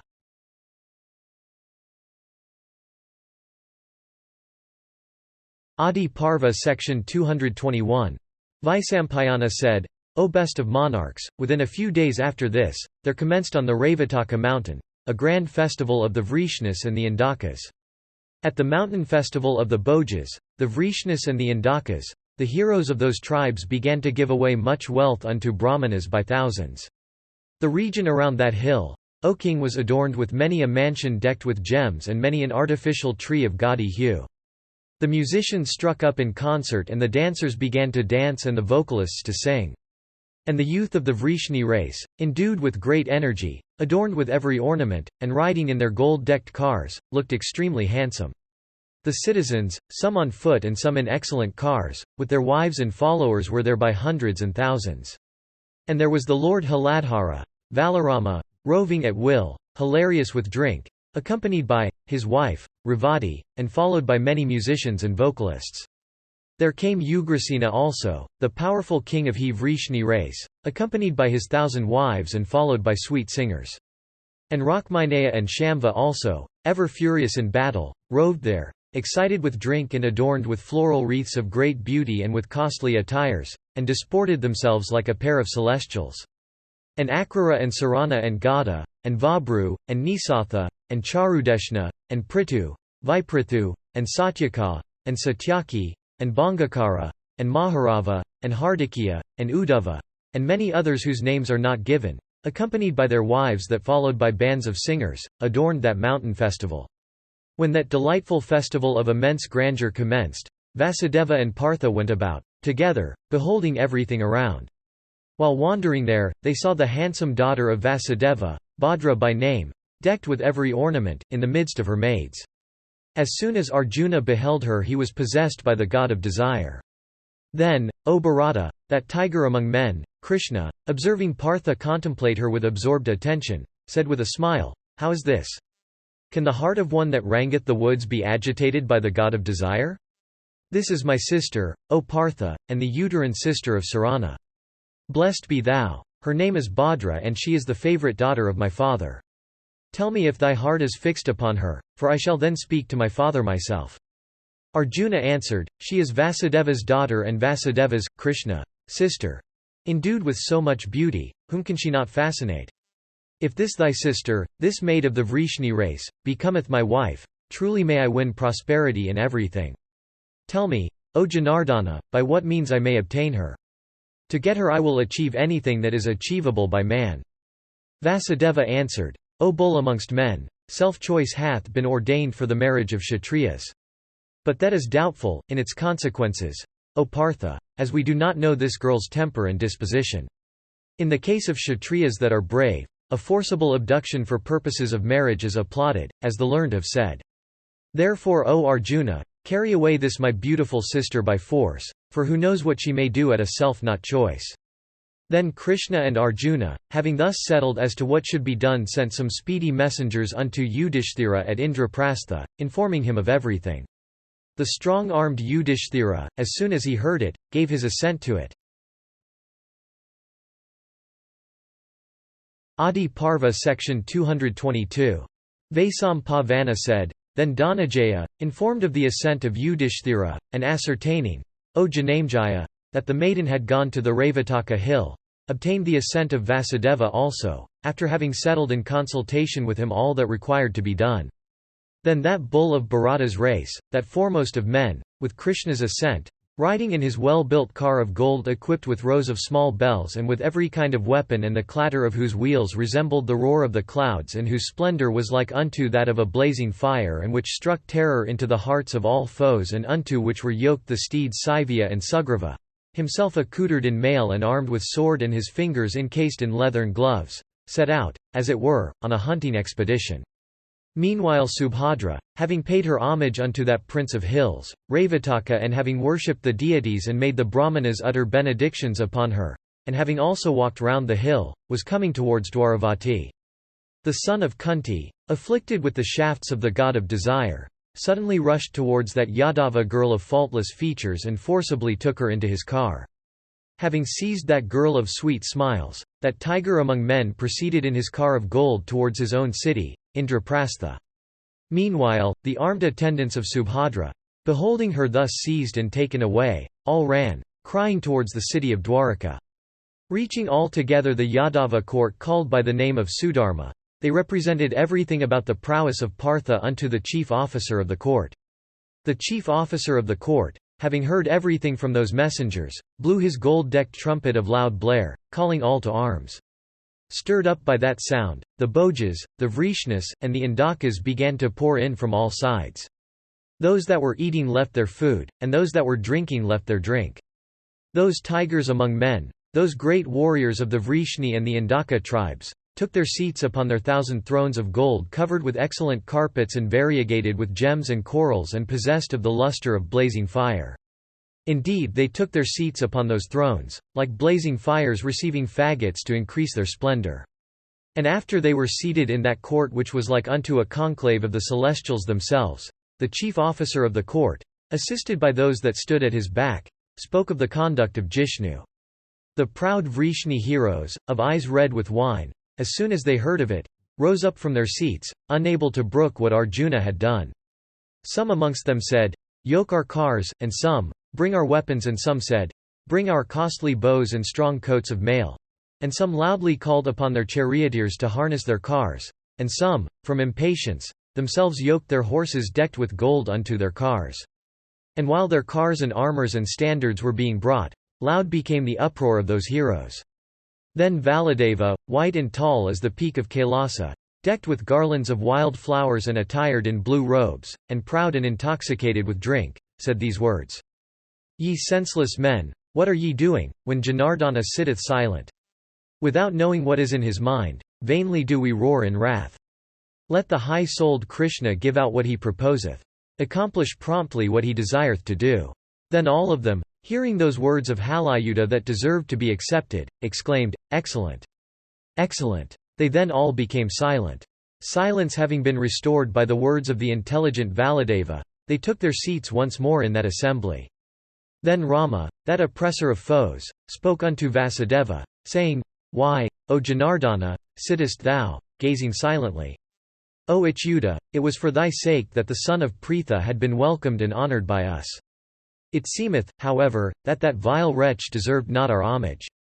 What man is there born of a respectable family that would break the plate after having dined from it? Even if one desireth to make such an alliance, yet remembering all the services he hath received, who is there, desirous of happiness, that acts so rashly? That Pandava disregarding us and thee too hath today outraged Subhadra, desiring, to compass, his own death. He hath placed his foot on the crown of my head. How shall I, O Govinda, tamely bear it? Shall I not resent it, even like a snake that is trodden upon? Alone shall I today make the earth destitute of Kauravas. Never shall I put up with this transgression by Arjuna." Then all the Bhojas, Vrishnis, and Indakas, present there, approved of everything that Valadeva had said, deeply roaring like unto a kettledrum or the clouds. Haranaharana Parva. Adiparva Section 223.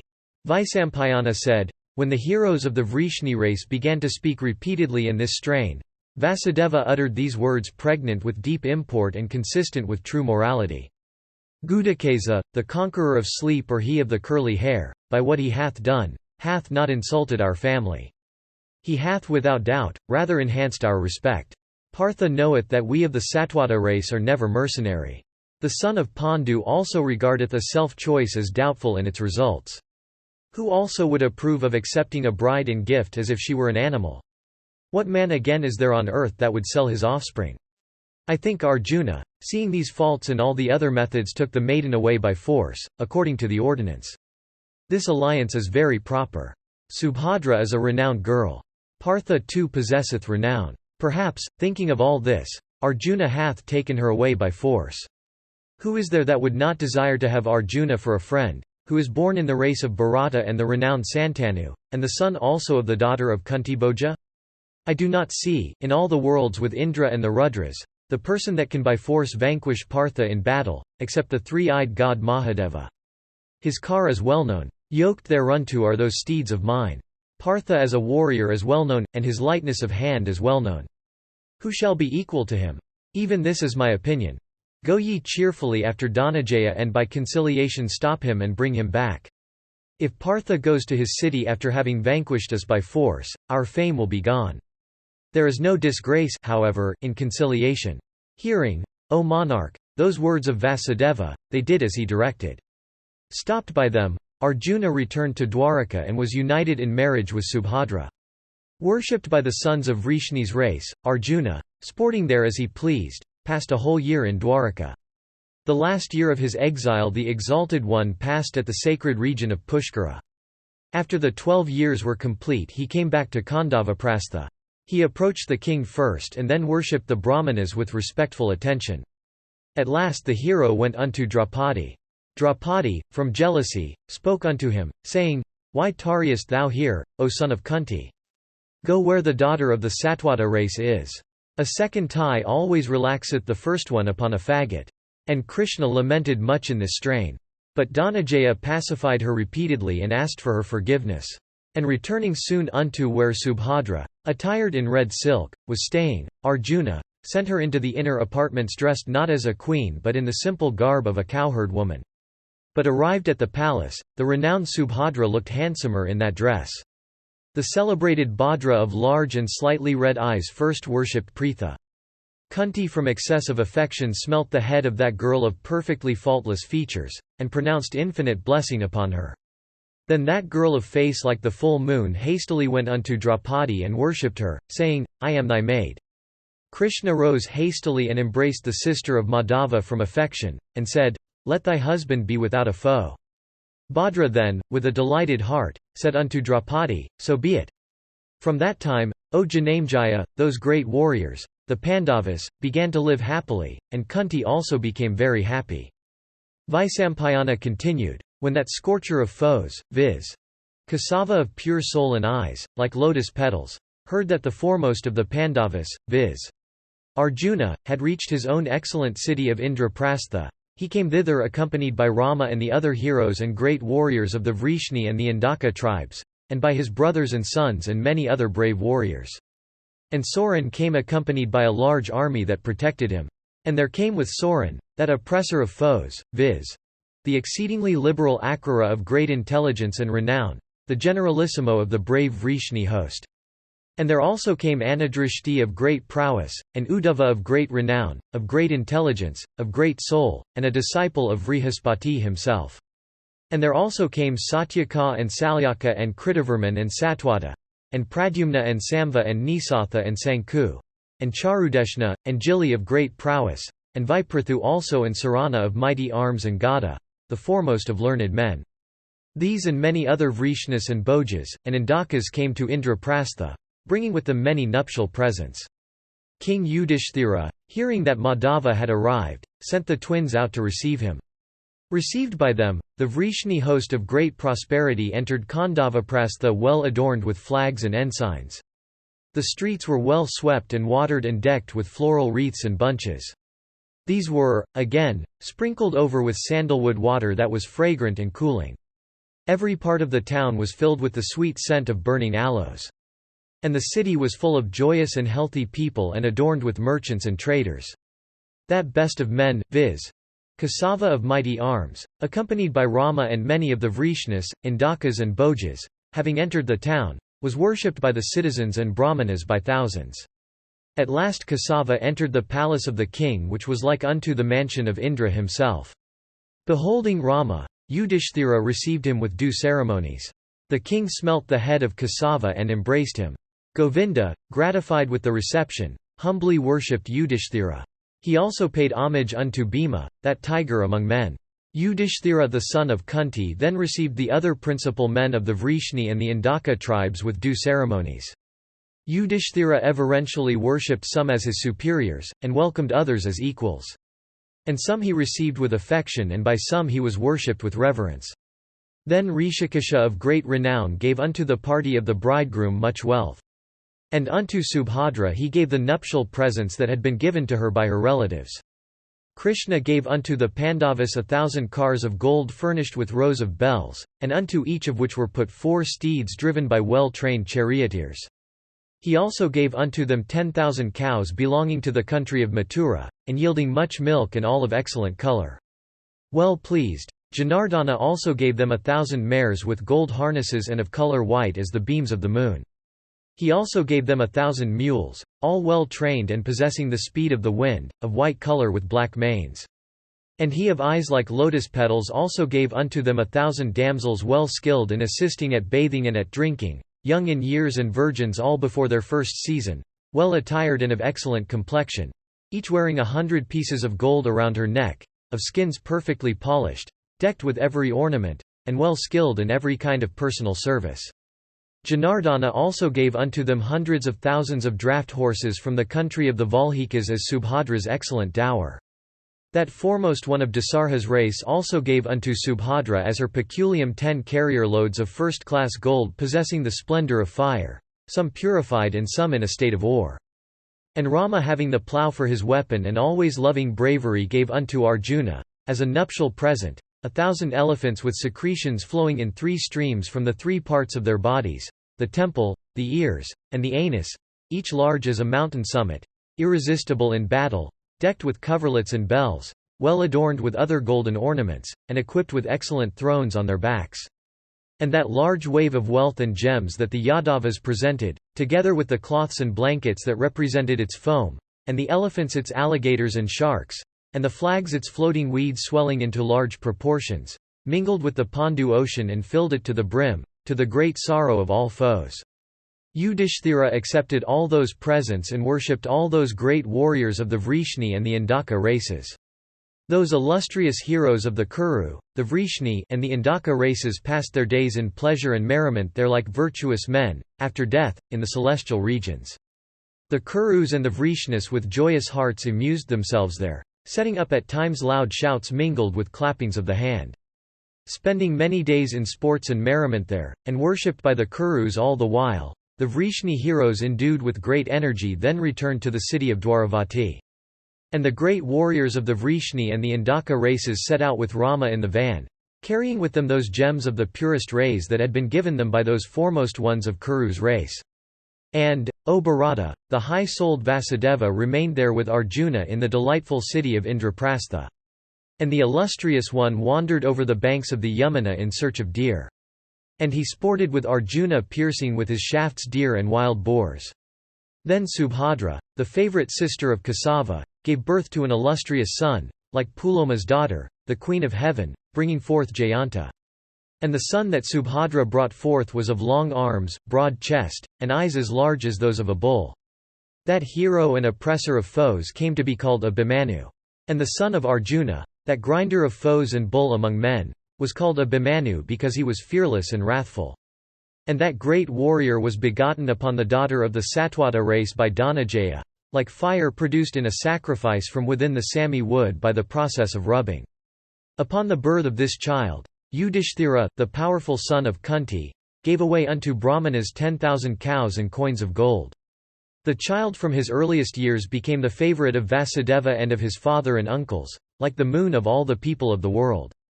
Upon his birth, Krishna performed the usual rites of infancy. The child began to grow up like the moon of the bright fortnight. That grinder of foes soon became conversant with the Vedas and acquired from his father the science of weapon both celestial and human, consisting of 4 branches and 10 divisions.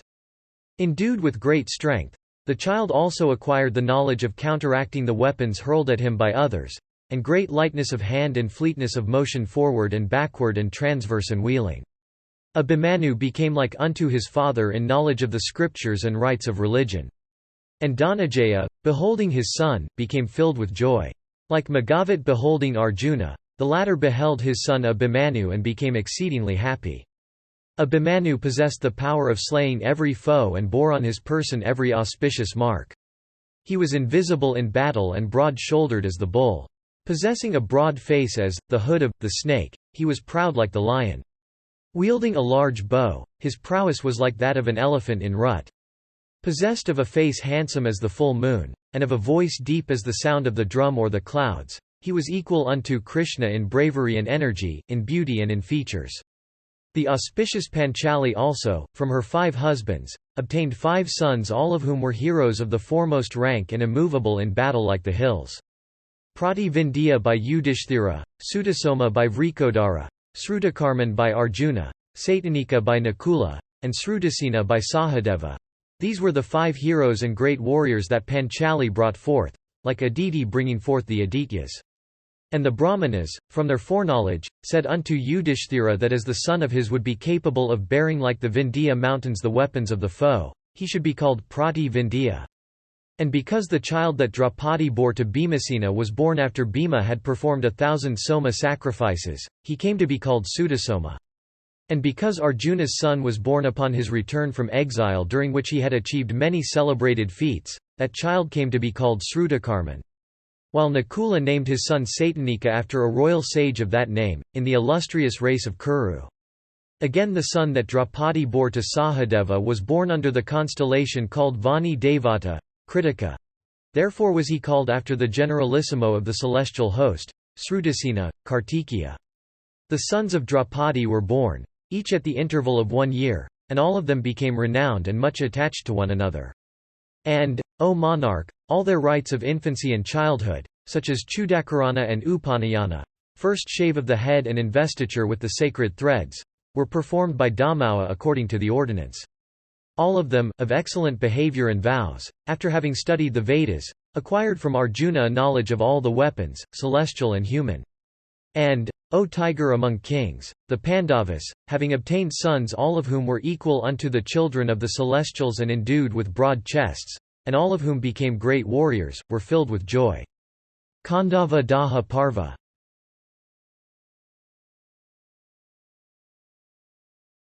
Adiparva section 224. Vaisampayana said, the Pandavas, after they had taken up their abode at Indraprastha at the command of Dhritarashtra and Bhishma, began to bring other kings under their sway. All the subjects, of the kingdom, lived most happily depending upon Yudhishthira the just, like a soul living happily depending upon a body blessed with auspicious marks and pious deeds.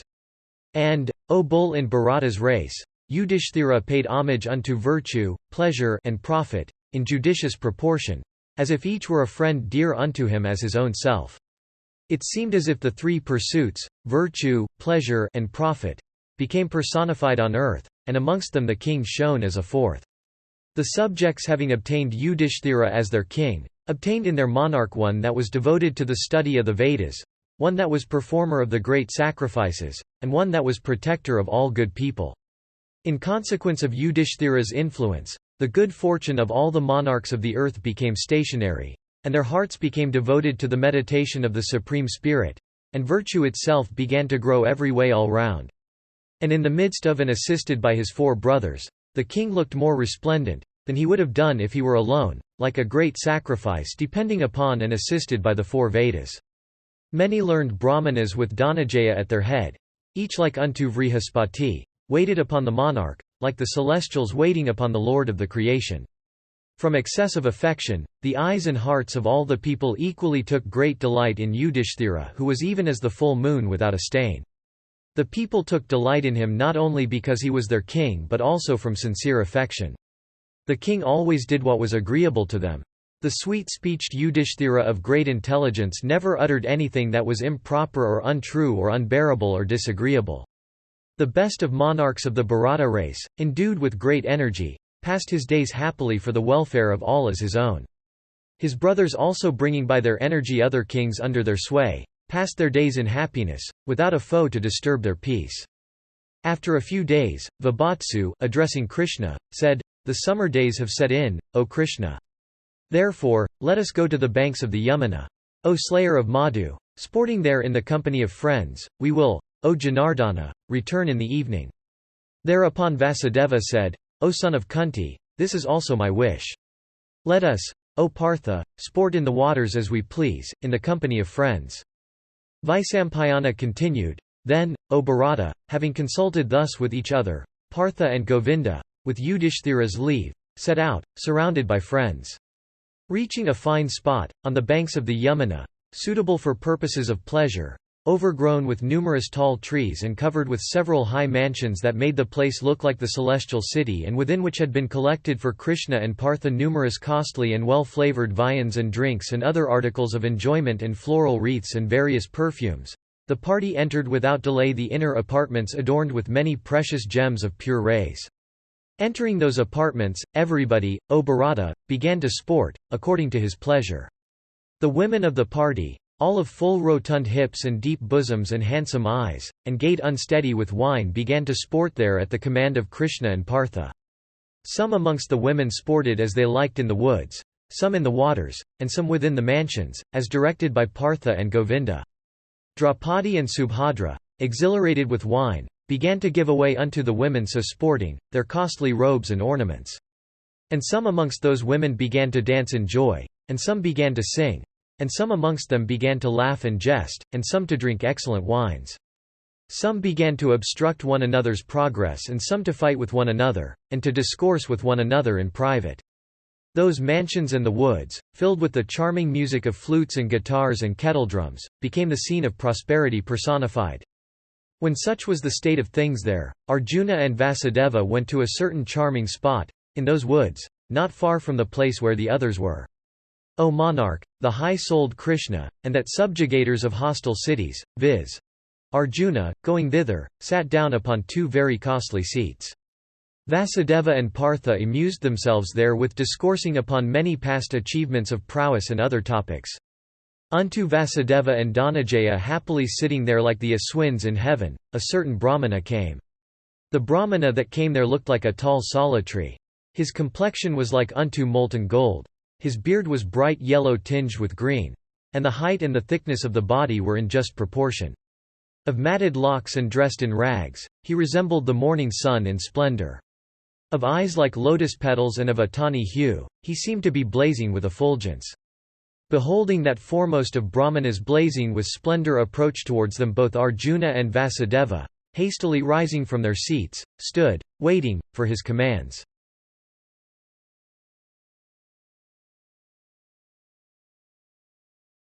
Adiparva section 225. Vaisampayana said, "Then that Brahmana addressed Arjuna and Vasudeva of the Satwata race, saying, Ye who are now staying so near unto Khandava are the two foremost of heroes on earth. I am a voracious Brahmana that always eateth much.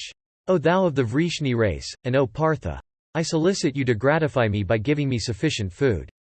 Thus addressed by the Brahmana, Krishna and the son of Pandu answered him, saying, "Oh, tell us what kind of food will gratify thee so that we may endeavor to give it thee."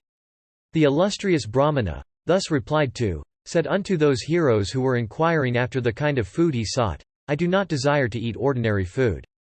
Know that I am Agni. Give me that food which suiteth me. This forest of Khandava is always protected by Indra. And as it is protected by the illustrious one, I always fail to consume it. In that forest dwelleth, with his followers and family, a Naga, called Takshaka, who is the friend of Indra. It is for him that the wielder of the thunderbolt protecteth this forest. Many other creatures also are thus protected here for the sake of Takshaka. Desiring to consume the forest, I succeed not in my attempts in consequence of Indra's prowess. Beholding me blazing forth, he always poureth upon me water from the clouds. Therefore, I succeed not in consuming the forest of Khandava, although I desire very much to do so. I have now come to you, you who are both skilled in weapons. If you help me, I will surely consume this forest. For even this is the food that is desired by me. As ye are conversant with excellent weapons, I pray you to prevent those showers from descending and any of the creatures from escaping, when I begin to consume this forest." Janamejaya said, "Why did the illustrious Agni desire to consume the forest of Khandava that was filled with various living creatures and protected by the chief of the celestials? When Agni consumed in wrath the forest of Khandava, it is evident there was a grave cause. I desire, O Brahmana, to hear all this in detail from thee. Tell me, O sage, how the Khandava forest was consumed in days of yore."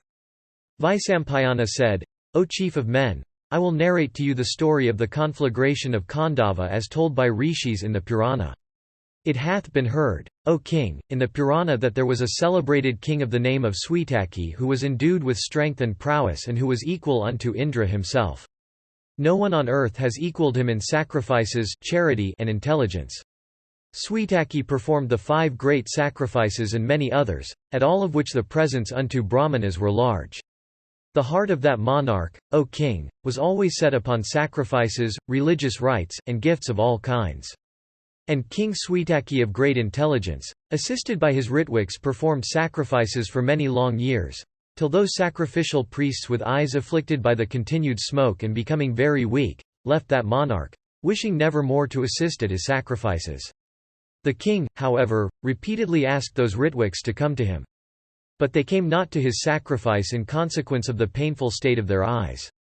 The king, therefore, invited at the command of his own Ritwiks others like unto them, and completed the sacrifice that he had begun. After some days had elapsed, King Sweetaki desired to perform another sacrifice which should extend for 100 years. But the illustrious monarch obtained not any priest to assist him in it. The celebrated king then, with his friends and relatives, casting off all sloth, repeatedly courted his priests with great persistence, by bowing down unto them, by conciliatory speeches, and by gifts of wealth. All of them, however, refused to accomplish the purpose which that king of immeasurable energy had in view. Then that royal sage, getting angry, addressed those Brahmanas sitting in their asylums, and said, "If, ye Brahmanas, I were a fallen person, or, if, I were wanting in homage and service to you, I should then deserve to be abandoned without scruple by you and by other Brahmanas at the same time. But as I am neither degraded nor wanting in homage to you, it behoveth you not to obstruct the performance by me of my sacrifice or to abandon me thus, ye foremost of Brahmanas, without adequate reason.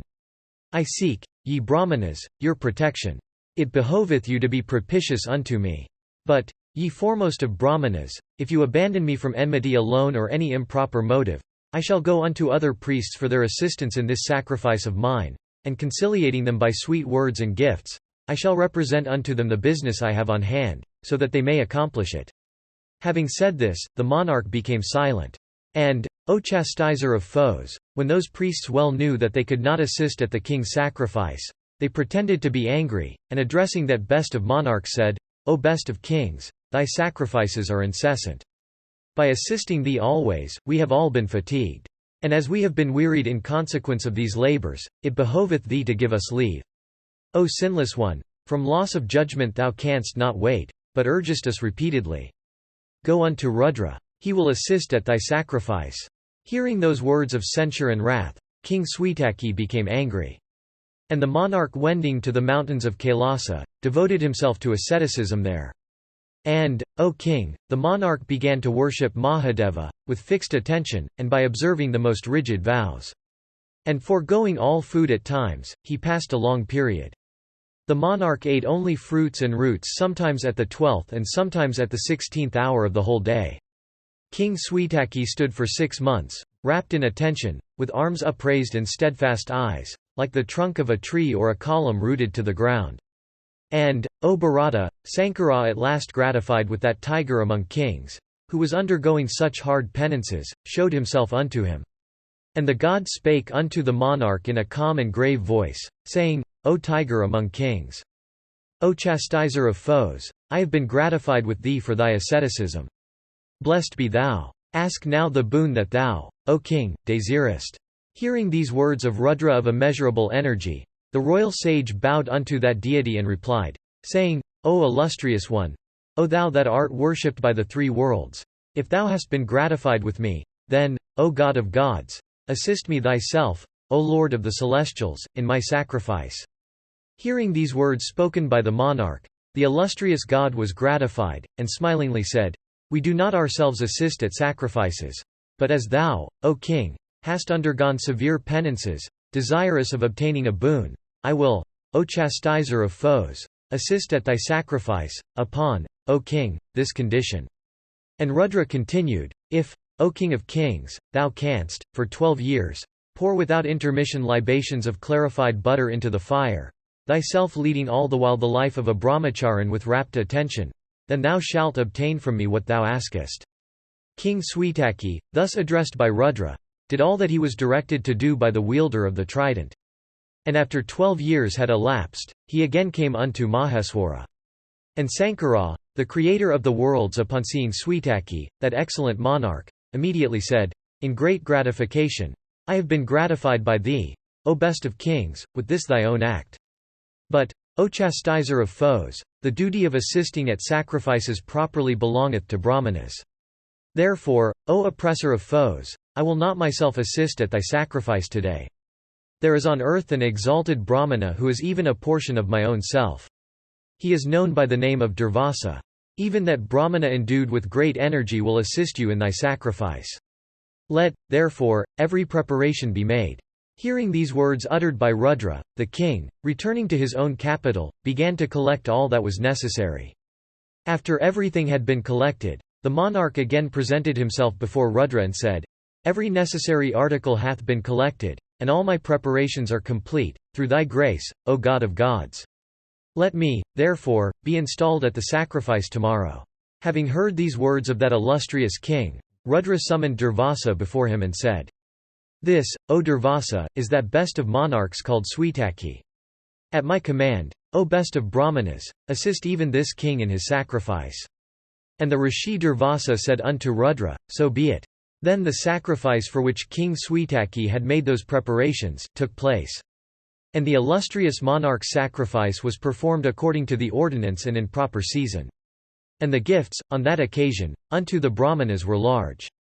And after that monarch's sacrifice had come to an end, all the other priests who had come to assist at it went away with Durvasa's leave. All other Sadajas also of immeasurable energy, who had been installed at that sacrifice, then went away. That exalted monarch then entered his own palace, worshipped by exalted Brahmanas conversant with the Vedas, eulogized by chanters of panegyrical hymns and congratulated by the citizens.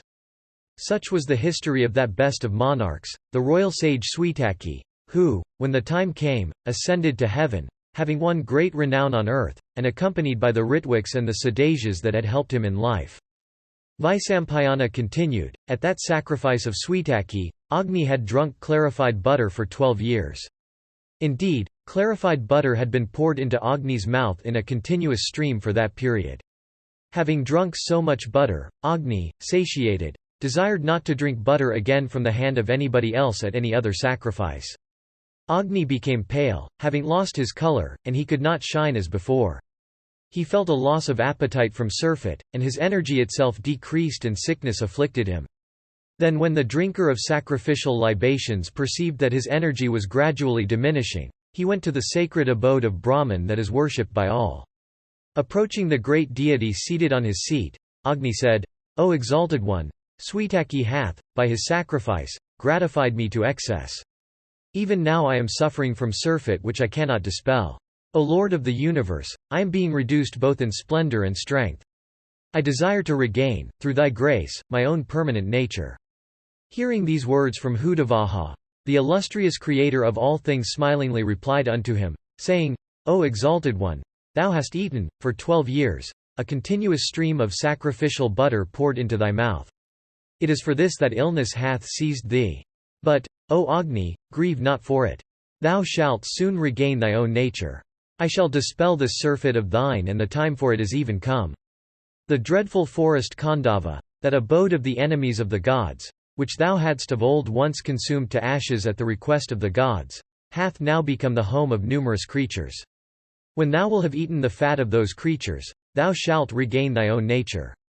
Proceed thither in haste to consume that forest with its living population. Thou wilt then be cured of thy malady." Hearing the words that fell from the lips of the supreme deity, Hutasana proceeded with great speed and soon reached the forest of Khandava in great vigor. Arrived there, he suddenly blazed forth in anger, assisted by Vayu. Beholding Khandava on fire, the dwellers, in the forest, that were there, made great efforts to extinguish the conflagration. Elephants by hundreds of thousands, speeding in anger, brought water in their trunks and scattered it upon the fire. Thousands of many hooded snakes, mad with anger, hastily began to scatter upon fire much water from those many hoods of theirs. And so, O bull of Bharata's race, the other creatures dwelling in that forest, by various appliances and efforts, soon extinguished the fire. In this way, Agni blazed forth in Khandava repeatedly, even for 7 times. And it was in this way that the blazing fire was extinguished there as often by the denizens of that forest.